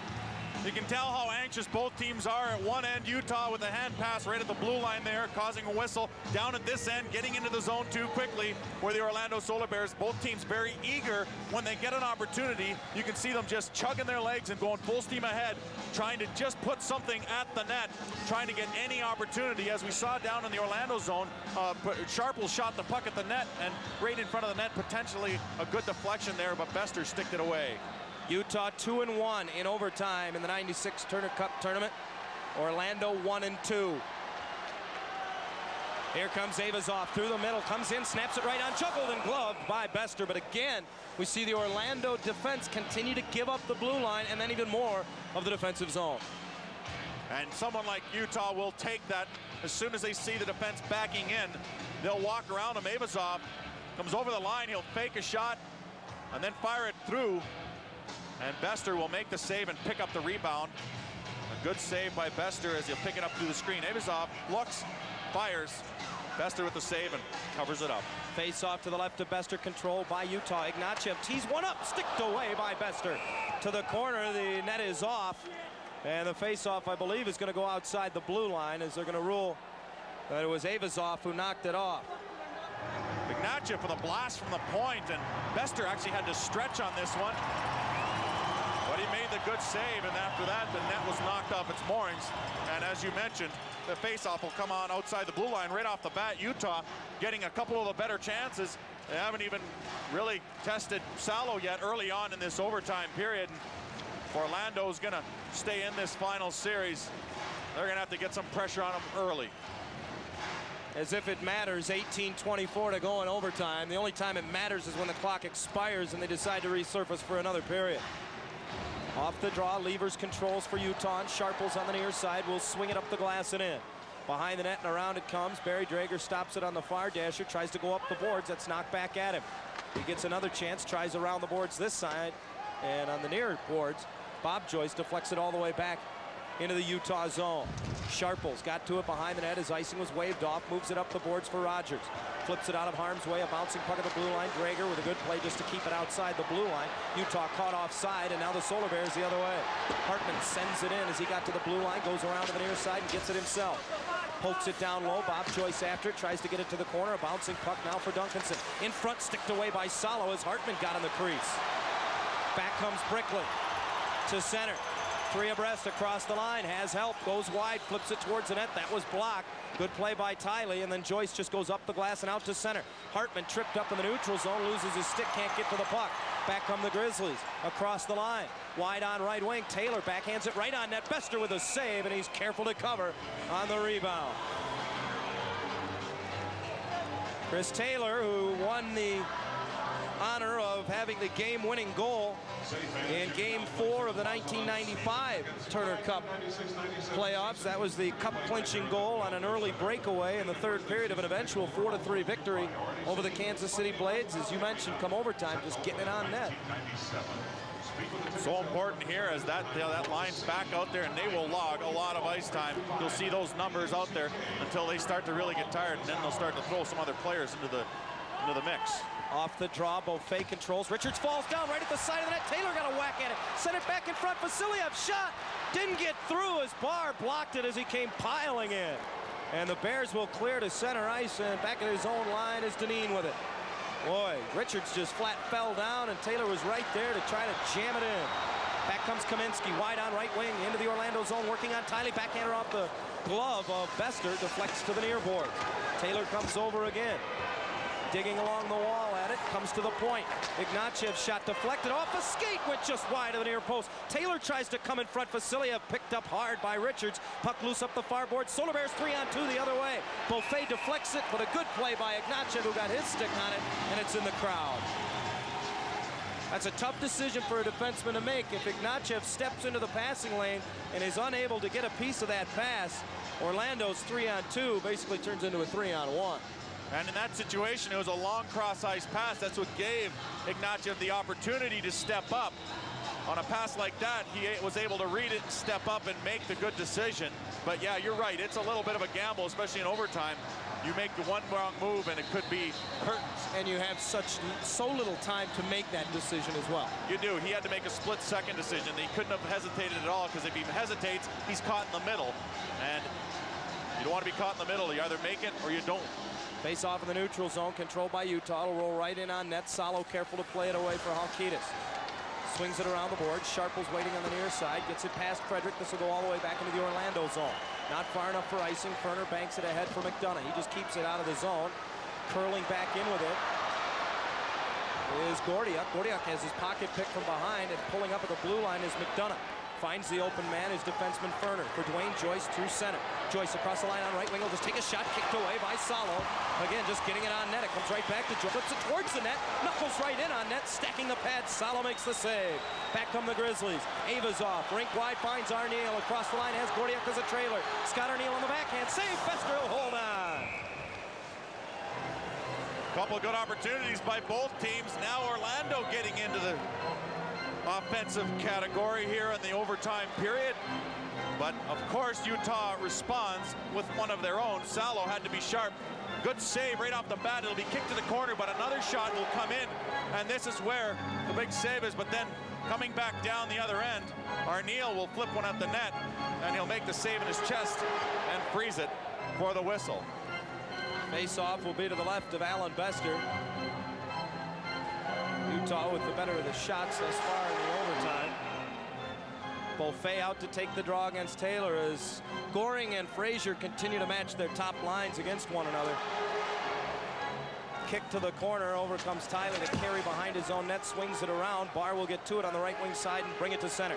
Dave Barr gets the red line, does get it in. Beaufait offside, however, on left wing, and the play whistle dead. Beaufait breaking down the far side as Barr was shielding off a checker. He actually lost the puck, and then when he got it back, Beaufait was plenty over the line, and offside is called. Orlando needs to get something going, get it in that zone, start pressuring Utah, start pressuring them so they can cough it up. Frazier will keep his top line out of Beaufait, Barr, and Fisher, and now Butch Goring will counter Arneal Gordiuk on the wings of Micah Avazov. We're in overtime, tied at 2, Game 4 of the Turner Cup Finals. Utah leading the series 3-0, trying to clinch the cup for the second consecutive year in a sweep. Sharple's ahead for Gordiuk, slashed off his stick, but on it is Avazov. Good puck support there, and he'll swing it around the boards. Arneal and Beaufait go after it. Arneal deflects it right between the circles. Richards trying to clear, knocked down by Avazov. He kicks it in behind the net. Around the boards, Arneal and Tyler go after it. Arneal reverses it, keeps it deep in the zone. Richards ties up his man. Avazov has the puck. Sharple's cutting to the slot. Barr took away the passing lane. Avazov swings it to the right wing corner, now rolls it behind the net. Todd Richards is on it there. He'll send it around the boards. This will come all the way out to center, roll all the way back into the Utah zone. And icing will be the call as Bob Beers is able to touch up. Utah definitely controlling the play. They're able to take the puck, carry it, and make some plays, cycle it a little bit down in the Orlando zone as Gordiuk was down there in the corner, cycling it with these other line mates and just working the puck, trying to throw it out in front. And the more time they spend down in that zone, the more tired defensively Orlando will get, and the more opportunities naturally they will have to put it in net. But don't let that discourage Orlando fans, because you know what? It only takes one shot to win. We heard Hubie McDonough tell us that in our second intermission. He said, as we go into the third period, we know all we need is one goal. It didn't look that good for Orlando heading into the third, but as we mentioned in our third intermission, that they did weather that storm, and now it's overtime. And as you mentioned, one bounce is all it takes. Off the draw in the circle to the right of Bester, puck to the corner. Patrick Neaton is on it there. Neaton circles his own net, now carries and moves it ahead at center for Turcotte. Turcotte chips it up right wing. After it is Bob Joyce to the corner. Joyce turns away from a check, keeps possession of the puck. Now tied up in the corner. Digging away at it is Rogers. Dug out by Hartman, who hit the side of the net with a sharp angle shot again, just trying to get it towards the cage. Around to the point, Neaton will hold it in. Sets it up, tees it up. Shot went wide of the mark, and the rebound bounces on the near side. Away to center, Brickley, tied up by Joyce. Gets the puck back and gets it into the zone. Rolls right to Neaton, who's on it, moves it ahead on the left side. Joyce lets it go into the Utah end. Sharples has time and room as he turns in his own zone with it. Now it's center, Andy Brickley lost it off the heel of his stick, but he's got time and he'll sweep it deep. Bester deflects it to the corner. Taylor gets to it, just pitches it towards the net on a golf-like swing, and that went over the top of the net. Neaton will bring it back to center. Gets the red line and flips it to the right wing corner. Frederick in after it. Salo comes out and pitches it ahead himself out of harm's way. And I believe a whistle. Has Orlando been called for too many men on the ice? That would be certainly a gutsy call. Derek Martin made the call. He blew his whistle. Joyce played the puck as they were trying to finish a change, and you can read it on Kirk Frazier's face. Too many men on the ice. Orlando will go shorthanded in overtime. He was right at the bench, so he was able to count all the players. But being that close to the bench, I'm not so sure whether there isn't a little bit of leeway involved, but he did play the puck, as you mentioned, so going to be technical about the rules, then definitely a good call. Equally frustrating for Kirk Frazier here is the linesman made the call. That is a penalty a linesman can make. I'm not saying Derek Martin was out of his realm of responsibility in making that call. Joyce continues to question it. What Joyce is saying is, I was within arm's reach of the bench. As you mentioned, there's some leeway on that call. Obviously, when teams are making changes during the play, oftentimes you can have as many as 8 or 9 players on the ice, but the ruling is if you're within arm's reach of the bench, in other words, you can touch the dasher in front of the bench. And that's the second time in the series Orlando has been called for too many men on the ice. Utah will have a chance to win it on the power play. In overtime. They are 1 for 2 today. As Wetherill will go to the box and serve the minor penalty. Well, Orlando, a team that thrives on adversity. They've got just a little bit more now. They've got their hands full of adversity. 5:59 of overtime for the record, the time of the penalty, and Utah with the extra man. Sharple's pass off the skate of Beaufait all the way back where Salo will race out to play it. And most of the fans at the Delta Center on their feet. Sharple's up the right side, swings it around the dasher. Bester will let it go. It comes to the near side. Avazov kicks it right on goal, and Bester will take no chances as he'll just smother.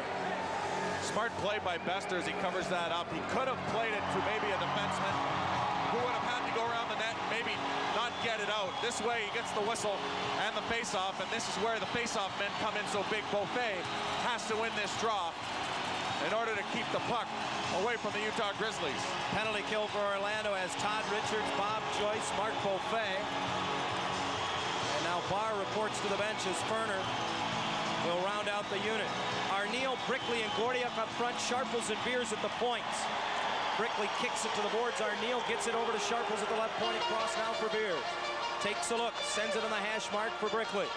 Andy Brickley, stick handles down low for Arneal, gets it back in the corner. Brings it to the hash mark, now to Beers at the line across for Sharples. An aggressive penalty kill as Beaufait comes out and takes it away from Sharples. And ahead now for Joyce. Solar Bears want to rush shorthanded. Joyce trying to split the defense as it knocked off his stick. And then he's knocked down behind the net. Look out. Utah in transition with Joyce behind the play, out of the play. Drop pass to Sharples, moves it right to the slot. Brickley's backhander went wide. Comes back up the boards on the carom, and Joyce gets back to the play and is able to clear the zone. A minute now to go in the penalty for too many men on the ice on Orlando. We're in overtime, tied at 2.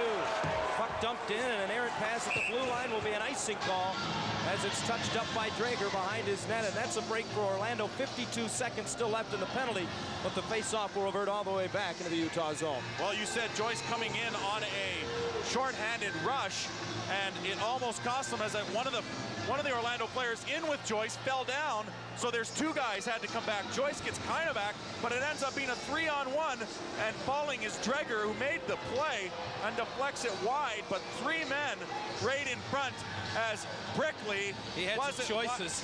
He had 2 options, right or left. He elects to shoot. Not necessarily a wrong choice, but he definitely had options, and he elects to backhand one. It goes off of Drager and wide of the net. Probably the best opportunity of the overtime. Orlando definitely not out of the woods. There's still 50 seconds left in the Utah power play. Takes a few seconds for the Grizzlies to get the handle on it. Now they lose it behind the net, and Salo was wandering off to the side of the cage. He was rather nonchalant in getting back. Duncanson nearly came up with it. Boy, those are the kind of plays that can end overtime right there. Ignatyev at center. Half a minute in the power play as he rims it around the boards. It deflects right in front and swept off Kaminsky's stick by Joyce. Back to the line, held in. Dineen tees one up. Save Bester, rebounds underneath him. He tries to cover Salo, and the net comes off as Kaminsky is tumbled over the netminder. Vasiliev is picked up, and now Taylor and Drager giving one another face washes in the crease. Vasilyev and Kaminsky have been all around that net all series long, and Orlando's had enough of him scoring goals on rebounds around there, and they give him a little swat after the play's over. Bester makes a couple of great saves in front, and then is able to cover up the rebound, and they all come flying in there. The net gets thrown off, and Vasilyev, who is still in there jamming away at it, and he has been alone so often standing around in net. A good shot by Deneen in front. It'll be a save by Bester. He'll make a save again, and then again he'll make the save on Vasilyev, who after the play is shoved. Good shot by Deneen, getting that one on net, though, and I tell you what, it's a game of inches as Vasilyev, all he had to do is toe drag that around the skate of Bester. 18 Bester seconds extends it. left in the penalty as Orlando wins the draw. That's a big draw, and they clear the zone. 10 seconds now left. Wetherill serving the penalty, stands in the Orlando box, set to rejoin the play. Bob Beers at center, sneaks it ahead across the line. Taylor fakes the shot, moves in, glove save. Bester will hold on with just 1 second remaining in the penalty. Kurt Fraser said that his goaltending would have to be stellar in order for him to win this game. And Bester has been that tonight, making some great saves, and another great save right here as down the wing from Utah, and a good snapshot. Tried to use him as a screen as Chris Taylor gets a good shot, always dangerous. Bester comes up with a good glove save. One of the top 10 scorers in the IHL a year ago was Chris Taylor, making a bid for his second straight Turner Cup clinching goal in as many years. Wetherill has the word from the bench. He knows what he'll do when he comes out of the box as soon as the puck is dropped. Just 1 second left in the penalty. Still a huge face-off, though. It'll take Orlando a couple seconds to get him back into the play as things are evened up. And Beaufait does win the draw. The puck up the boards. Wetherill gets his stick on it, and it's deflected to center. Grizzlies come up empty on the power play, right back into the zone. Gordia comes in, his backhander wide on the short side. Rebound to the right point. Deneen will hold it in. Takes his time, takes a look. His drive. Oh, hit Bester up high, and then he covers the rebound. Arneal was in front for a screen, and as he cleared out, Bester couldn't have seen that until the last second. Most forwards will stand in front of the goaltender as much as possible, and when the shot comes, they'll step aside, and the goaltender will be surprised by a shot that's already halfway there. Bester, though, wasn't surprised as he makes a good save. Looking at the Neutralite net cam, jarring in front of the net. Bester makes a save on the glove. It drops down in front of him, and he makes the proper play by covering it up. Face off in the circle to the left of Bester as Orlando sidesteps the short-handed situation. Turcotte will take the draw and control for Orlando as they continue to win big face-offs in their own zone. Dwayne Joyce shovels it up the glass, and that one goes up the glass, over the glass, and out of play. At some point here, Orlando's going to have to get something going here offensively. They can't just keep weathering the storm. You can weather the storm only so long. As Utah's been getting some good scoring chances. There are the scoring chances, 9-1 for Utah. One good scoring chance for Orlando. They're going to have to bump that up a few if they're going to plan on winning this game. Now, part of that's the power play, but not all of it. Off the draw, Nachev finds Deneen. He moves in top of the near circle with a blast. Save Bester, rebound, Rogers whacks at it. He scored! He scored! The Utah Grizzlies have won the Turner Cup. The Grizzlies have won the Turner Cup for the second straight season.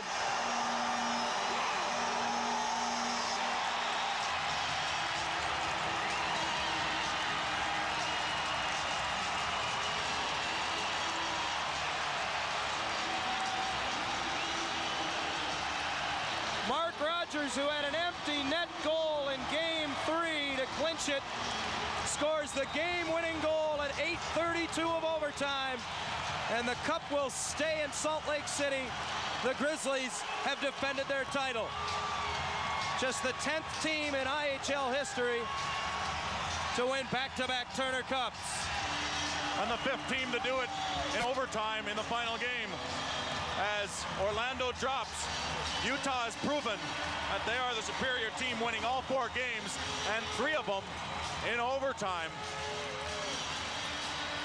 The Grizzlies now join the Cincinnati Mohawks of 53-54 and the St. Paul Saints of 60-61 as just the 3rd team to win consecutive Turner Cups in their first 2 seasons of operation.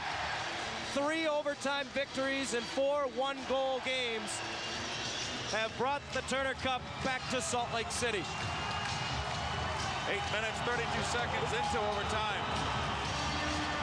As Tommy Salo and the rest of his teammates celebrate.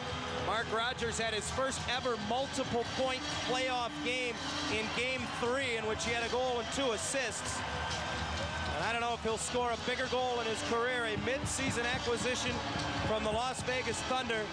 He continues to be mobbed by his teammates as now one of the great traditions in sport takes place as the two combatants, the teams, exchange handshakes as the series comes to a close and the 51st IHL season also comes to a close. The Utah Grizzlies are the 1996 Turner Cup champions. We'll be back with a presentation of the Cup and the MVP trophy from the Delta Center after this. The IHL Game of the Week was brought to you by Bud Ice and Bud Ice Light. Drink Bud Ice, but beware the penguins. The Discover Card, it pays to discover. By Bauer, the name of the game. Neutralite Vitamins from Amway, the official vitamins of the IHL. Starter, look for the star.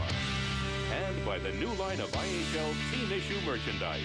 Team Issue, the official gear of the I generation. For the 5th time in the last 7 seasons, the Turner Cup Finals decided in a sweep as the Utah Grizzlies prevail in overtime at 8:32 of the extra session and capture the Turner Cup with a 3-2 victory over the Orlando Solar Bears tonight at the Delta Center in front of a Turner Cup record crowd of 17,000 plus, and they are partying now for the first time. They win the Cup in Salt Lake City. Their predecessors, the Golden Eagles, won it in '87 and '88 on the road. They then lost in the finals in '89 here in Salt Lake City, but they celebrate a championship in the Utah City tonight as the Grizzlies have won the Turner Cup. Let's take a look now at tonight's Bud Ice Play of the Game, is brought to you by the official beer of the IHL, Bud Ice. The game winner, Mark Rogers on a rebound. Mark Rogers hacked away at it, and he jams it in the net. Referee right there. Bester did not have the rebound as he made the save off of a Deneen shot from the Neutralite net cam. Bester gets across the net. He'll make the save on the first shot, and Rogers will try and hit it out of the air, but he can't. He'll jam away at it as he finally, on the second swipe, looks up to see whether the referee is giving him credit, and he does. And that's it. The final goal of the Turner Cup Finals. Mark Rogers is the hero, and let's go down to the PA announcer for the presentation of the Turner Cup as well as the playoff MVP trophy.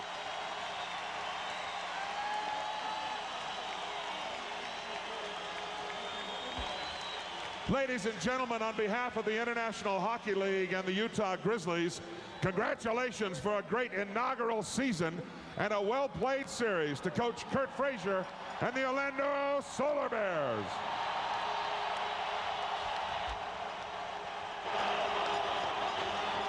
Grizzly fans, the NR Bud Poyle Trophy goes to the most valuable player of the Turner Cup playoffs. At this time, we direct your attention to center ice as Mr. Tom Berry Sr., Vice President of Hockey Operations for the International Hockey League, is on hand to present the playoff MVP award to number 35, Tommy Salo.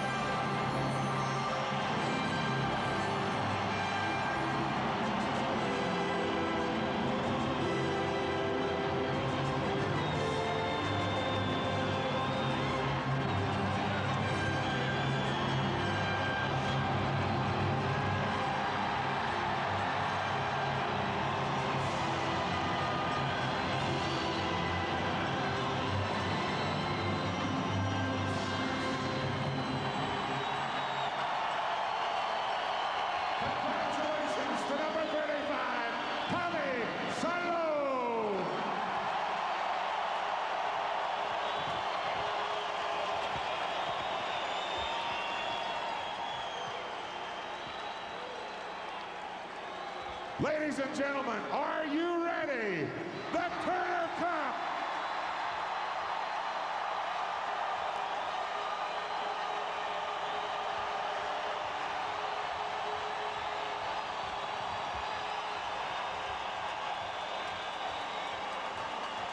Ladies and gentlemen, for the second year in a row, your captain, Gordon Dineen, and the rest of the Utah Grizzlies, this cup is for you.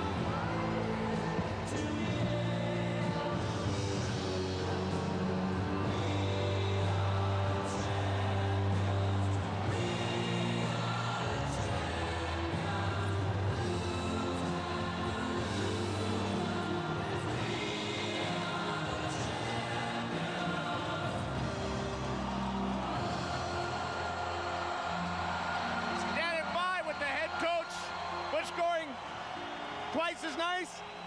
Yeah, it really is. This was an unbelievable series. I don't know if you have two more evenly matched hockey teams at any particular time, any league. 3 overtime games. I mean, they could have won the game in 4 straight, just like we did. I tip my half off to Orlando. That was an unbelievable series, and you know, I'm just thankful that it's over, because I don't know if anybody could have played any more hockey that was better than that. So, is there anything left for you to do? You won back-to-back Turner Cups. Go for 3. Well, we'll like to savor this one a little bit. Who knows, but there's nothing better than winning, Adam. What did you tell your troops after 1 period? You were down 2-0. Hey, I just said, hey, there's a lot of game left. We got lots of time. We're playing well enough. Hang in there. We'll get our chances. And they did. Thank you. Congratulations. Thanks, Adam. I appreciate it. I want to say hello, everybody back in Winnipeg. All right. Thank you. Let's go back up, John and Mike. Thank you, Adam. Mike, 2 years ago, 3 years ago, I believe it was 2 years ago. Maybe 3. It was you down there in '94. My math is so bad. It was 2 years ago. What kind of feeling is that when you raise that thing above your head and skate around to the throng's cheers? Because I know you did it at home as well. Well, it is one of the most unbelievable feelings you will feel. The shivers are running through my body right now, because it does bring back a lot of memories. And when you get your home fans, and I tell you what, winning it on the road is great, because just winning is great, but winning it at home, there is no comparison. It's unbelievable. And now the boys will celebrate by skating it around the rink. And I don't know if these guys will hear this later on, but I just want to give them one little hint. The Turner Cup does float. We've tried. Yeah, they will take it around the rink for now and then take it to the room for a bit, and then who knows where it'll end up in Salt Lake City before the end of the night. Adam Gordon standing by right now with the playoff MVP, Tommy Salo. Tommy, playoff MVP. You know, with all the problems you went through this year with the Islanders, does this really make it a bittersweet moment? A fantastic end of the year. Yeah, I'm really happy. I'm really happy we're in the Turner Cup, man. What can I say? We guys played awesome today after first period. I came back to win this game. It's unbelievable. Was it different playing in front of these guys as opposed to last year? It was tough. We know we have a really good team last year, and when we win, and this year we work harder than what we did last year, and it's the same. Every time they win something is unbelievable fun.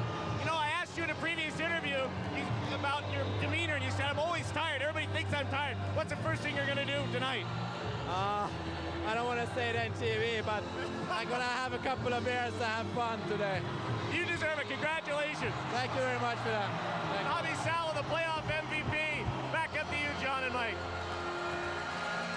Thank you, Adam. As the celebration continues, we saw Kevin Cheveldayoff, the assistant coach, raise the cup above his head. He also was a player here in Salt Lake 2 years ago with the since departed Golden Eagles franchise. He and Chris Taylor, the only remaining links from what was also the Islanders' top affiliate, and it has to be an excellent feeling for them as well as the rest of this organization. Our hat is off to Butch Goring, his coaching staff, his team, and everyone in and around the Utah Grizzlies. Definitely a good position for them to be in right now as far as coming back into the air, and a great thing for this city to win the Turner Cup. Hockey's back in Salt Lake. And they will take the proverbial championship picture now. And it's also time for us to step aside. For Adam Gordon, who's been ringside with us throughout this entire Turner Cup Finals, and for Mike Greenlay, it has been my pleasure to work with them, as well as Tim Sullivan, our producer, has been with us throughout an outstanding final series. 3 of 4 games go to overtime, and the Utah Grizzlies prevail tonight at 8:32 of the extra session and gain the sweep, and with it, the 1996 Turner Cup Championship. Adam Gordon, Tim Sullivan, the rest of our crew, and Mike Greenlay. This is John Aller saying thanks for being with us, and good night, everybody.